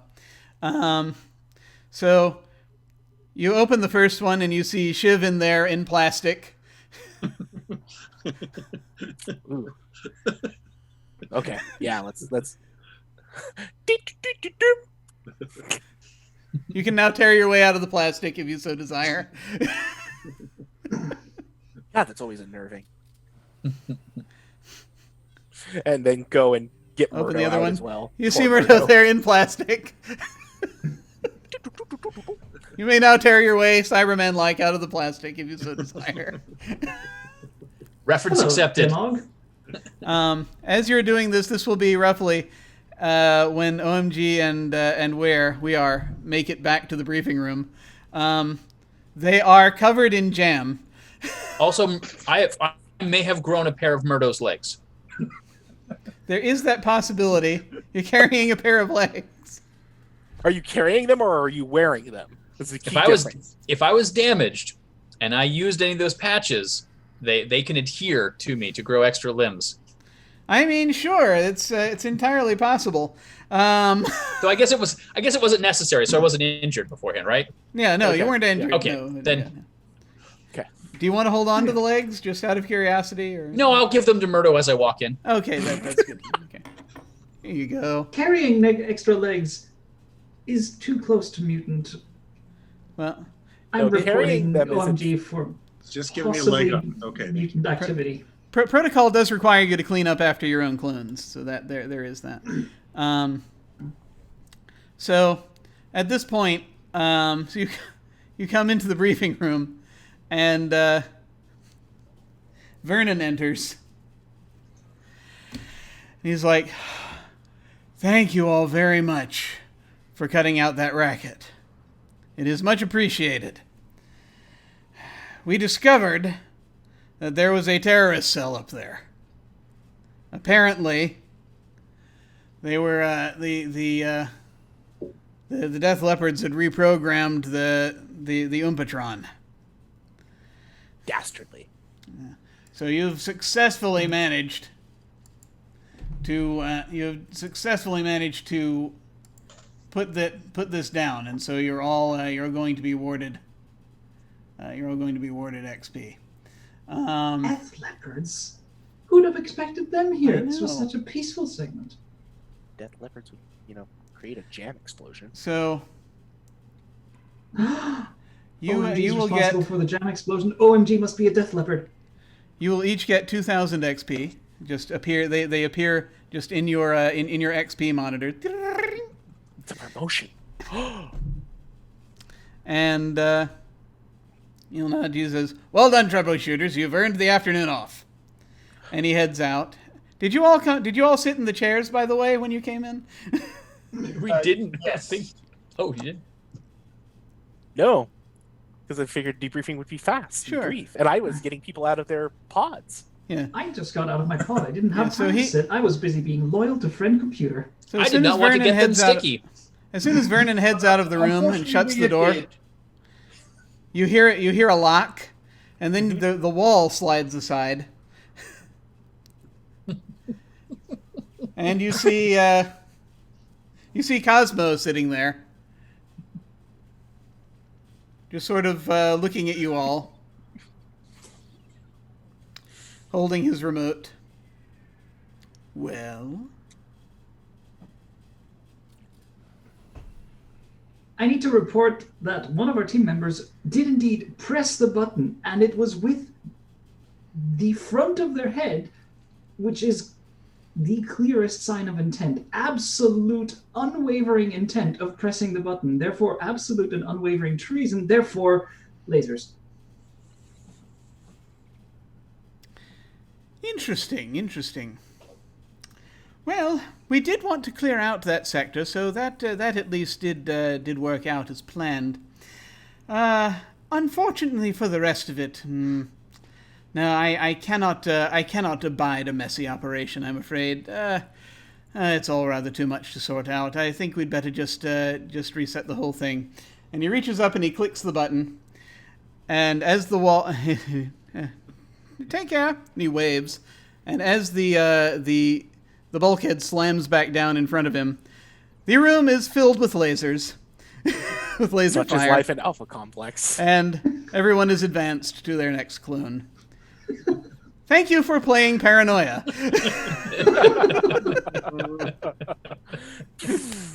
As we end in fiery death. That's So The good. computer appreciates I your went through loyalty. 4 clones. Well, folks, that was it. Thank you all very much for playing. That was a lot of fun, for me at least. Very much appreciated it. I'm going to take one last time to shout out again to Campaign Zero, again, for folks who might be interested in donating to that cause, again, dedicated to ending police violence through research and helping out other organizations that are working toward that, so please consider giving to them. This was a time.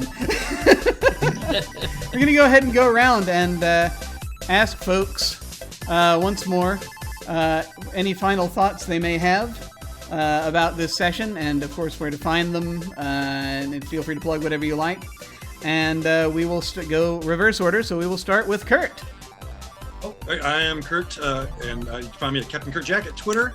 A sea of corpses and jam will be forever burned in my brain, as why I love Paranoia so much. Doesn't matter what system it is, it just always kind of just falls into that feel of mayhem and glorious death. So thank you very much. I had a great time. Yay! Thank you for playing. That was a lot of fun. And we will head now over to Matt. Hey everybody, Matt, the Killer GM here. You can find me on Twitter at the Killer GM, where I write about games, posting other various thoughts on life, universe, other nonsense. If you want to see more of this space getting into trouble in various ways and stripes, you can find me tomorrow. We are back on Encounter Roleplay with The Wall, Song of Fire and Ice campaign set at Giant's Chair. We just got back from arranging that was harrowing in several different ways, and we have to deal with the aftermath of that. And we also found out that my character, Sir Darden Burke, murdered the hell out of the castle's last commander. We're going to see how people deal with, if they find out any information or what they do with that. So that's really fun. Otherwise, I also run D&D 5e Retroverse game, The Dreadful Beat of DJ Strahd, alternating Sundays. So it's not this Sunday, but next Sunday. You can find us there on my channel, MapF7, at 9:30 p.m. Eastern. Fantastic time if you dig a little bit of neon and chrome with your D&D in there. So we hope you all join us. Thanks so much for coming. This was hilarious, and just being able to do the pull the grapple gun out of nowhere and nope out of what was an imminent death scene is so perfect. So many great moments. And this is the second Paranoia game I've had where somebody's cooked alive in their own suits. So we're setting records the whole time here. Fantastic. Excellent. And I'm going to cut in real quick and say, Matt, the only reason I cooked up live in my own suit is because I was trying to set your pants on fire. Yep, you're right. You're right. And I stopped. Yeah. That's what counts. Such is the way of things. Awesome. Well, now let us head over to Diane. I'm Dan. You can find me on Valrod911 on Twitter, Twitch, everything. I don't actually actively stream on Twitch, but that's my username. I may start streaming. I'm actually considering setting up just like a let's see how long I can play Bloodborne for before I keel over out of tiredness to do some fundraising, but I still need to figure out the tech side of things, so keep an eye on it. Other than that, you can... I am very active also, like what Matt with Encounter Roleplay. Not currently in any of these shows, but you can always find me there, either kicking bots out of the channel or generally causing mayhem. Keeping order, causing mayhem, one or the other. And I will also say, because it is nearly that time of the month where we open up casting, so keep an eye open, because at the end of every month on Encounter Roleplay, we do a monthly meat grinder, where one of our lovely people runs a session where the goal is to kill as many player characters as possible in the name of charity. Last month, we killed 15 player characters to raise money for Great Ormond Street Hospital. It was fantastic, it was fun. I already know what's going to happen this month, but I can't say it yet, but I can say it will be really exciting. So keep an eye on it, and if you want to play a game where you're just in it for 20 minutes before you get mulched to death for charity, keep an eye out. Awesome. And were there any final thoughts you wanted to give on the game, or are you good? Final thought, I love this. I've been looking forward to playing Paranoia for years now, but I've never had the chance, and this has been wonderful. I both love and hate being the loyalty officer. I absolutely loved being able to rock out to my doom in a jam singularity. It was amazing, and I love playing with all of you, so I look forward to perhaps possibly getting you all killed in some other system. Or working together to avoid death. That sometimes happens as well, I hear. Yeah, occasionally. That was very cool. And if there's that's one of the best possible ways to go out, I think. So it was very cool. And now over to Staffan. I'm Staffan, RQ Staffan on the Twitter, Staffan TJ, just about everywhere else. You can normally find me lurking or occasionally guesting on Encounter, on Salty Sweet Games, Tales from the Grim. Nothing particularly planned right now other than a lot of lurking. But today's been great fun, especially being able to be part of the TPK behind the scenes. Unfortunately, only Jim's majestic mind managed to work that one out. But no, it's been great. And if you haven't followed any of these wonderful people yet, go ahead and do it. It's been a brilliant cast, and I couldn't have loved it more. Delightful. That was cool. Yeah. For those who don't know, Staffan basically tried to reprogram the elevator, and I figured it was something like that. Things went horribly wrong. And the computer die was rolled, so I was like, well, there we are. Yeah. Always have to take the opportunity to do the ascending elevator trope whenever you can, though. So thank you for giving me that opportunity. For what it's worth, I was reporting you for double treason at the time. That was part of... All right, awesome. And now finally over to Drew. Hey, you can find me on Twitter at Drew M. Meyer. I post occasionally, usually about podcasting and role-playing games. This is the first time playing Paranoia. Well, at least the first time in 3 decades playing Paranoia. I gotta say, I wasn't 100% sure how the cards were gonna work, especially in Roll20, but I really found them to be a really... it really added to the experience, which I'm quite excited about. And playing with everybody... everyone did such a good job in interacting with the system itself. So thank you very much for letting me play along with you. If you like Doctor Who and you like podcasts, why don't you join me on Who and Company every month? We've got amazing guests. We talk about television, Doctor Who. And if you like role-playing games, I'm going to be on the On the Roll podcast this week talking about gaming with kids. Ooh, nice. Very cool. Thanks so much. We finally got to play Paranoia together. It's only been 20, 30 years? It's been a while. Awesome. All right, folks. Well, that leaves me. Oh, I do want to say, on behalf of the computer, thank you all for being loyal, and thank you for watching. The computer appreciates your attention. Well, folks, as for me, I'm Jim. I'm Jim Ryan. This is my channel. I am OtherDoc, that's OTHERDOC, on both Twitch and Twitter. My website is jimyesthatjim.com, where you can find my Geek Observation podcast and links to my various other podcasts, audio dramas, writings, and such. I have links down below to my website, Twitter, YouTube channel, and some of my fiction and games I've been working on, along with links to game signups and applications to join our Discord.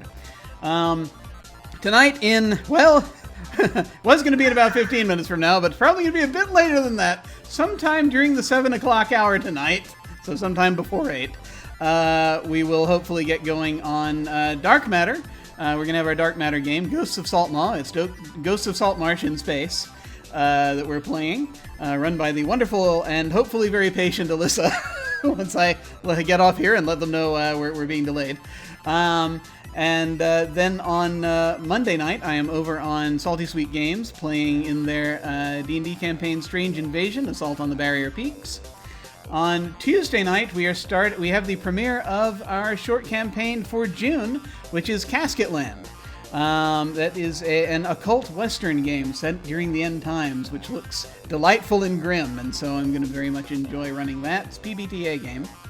On Thursday afternoon, I will be over on Encounter Roleplay, running Deadlands Noir, a little campaign called Dreams of Dust.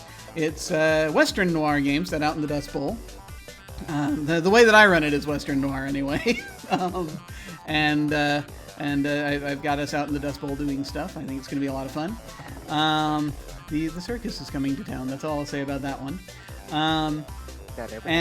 Let's see. We have also Thursday night The Sprawl,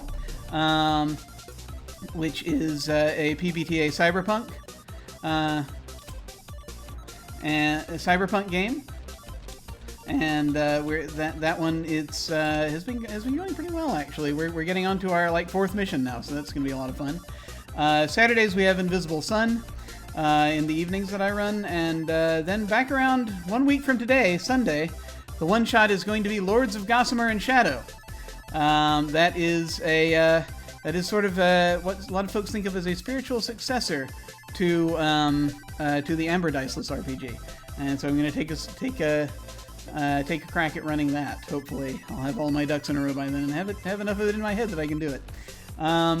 Before I continue, actually, Diane, did you have another fundraiser you were wanting to plug? Yeah, on a bit of a selfish / personal note, I did recently start a fundraiser because due to the world, my work in tourism is gone. Well, I'm trying to actually get through with transition. Because, hey, it's fun being a trans person who doesn't have an income. So I did put up a fundraiser, and if you have maybe something to spare that you're not giving to Campaign Zero or any of the other honestly very, very good funds right now, it's the pinned post in my Twitter. Check it out. Anything's appreciated. And if not, just spread the word, because that's also appreciated, because the world is on fire and we're all just doing what we can. Sure, absolutely no problem. And I'll go ahead and I'll post your Twitter there again. So folks can see that, and go ahead and follow that post. As things go for this channel, signups are currently open still technically for Lords of Gossamer and Shadow. I'm probably gonna close those very shortly, and finish casting that in a little bit. I'm gonna open up signups soon, probably for I think the next one shot that I have coming up that I'm doing these kinds of signups for.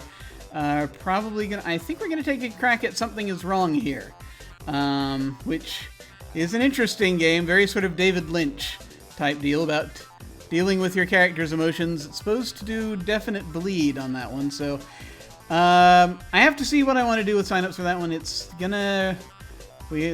These are very trying times, so I have to see if I want to push it back again.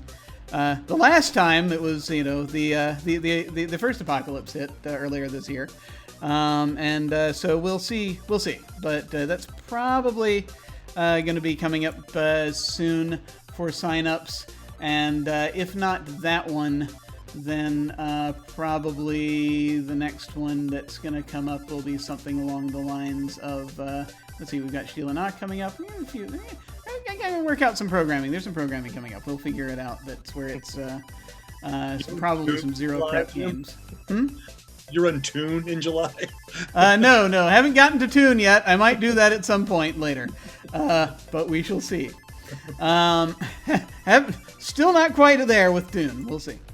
But in the meantime, for folks who want to sign up for anything on this channel, you can go down below and click on RPG sign up, or go to jimyesthatjim.com and click on game sign up.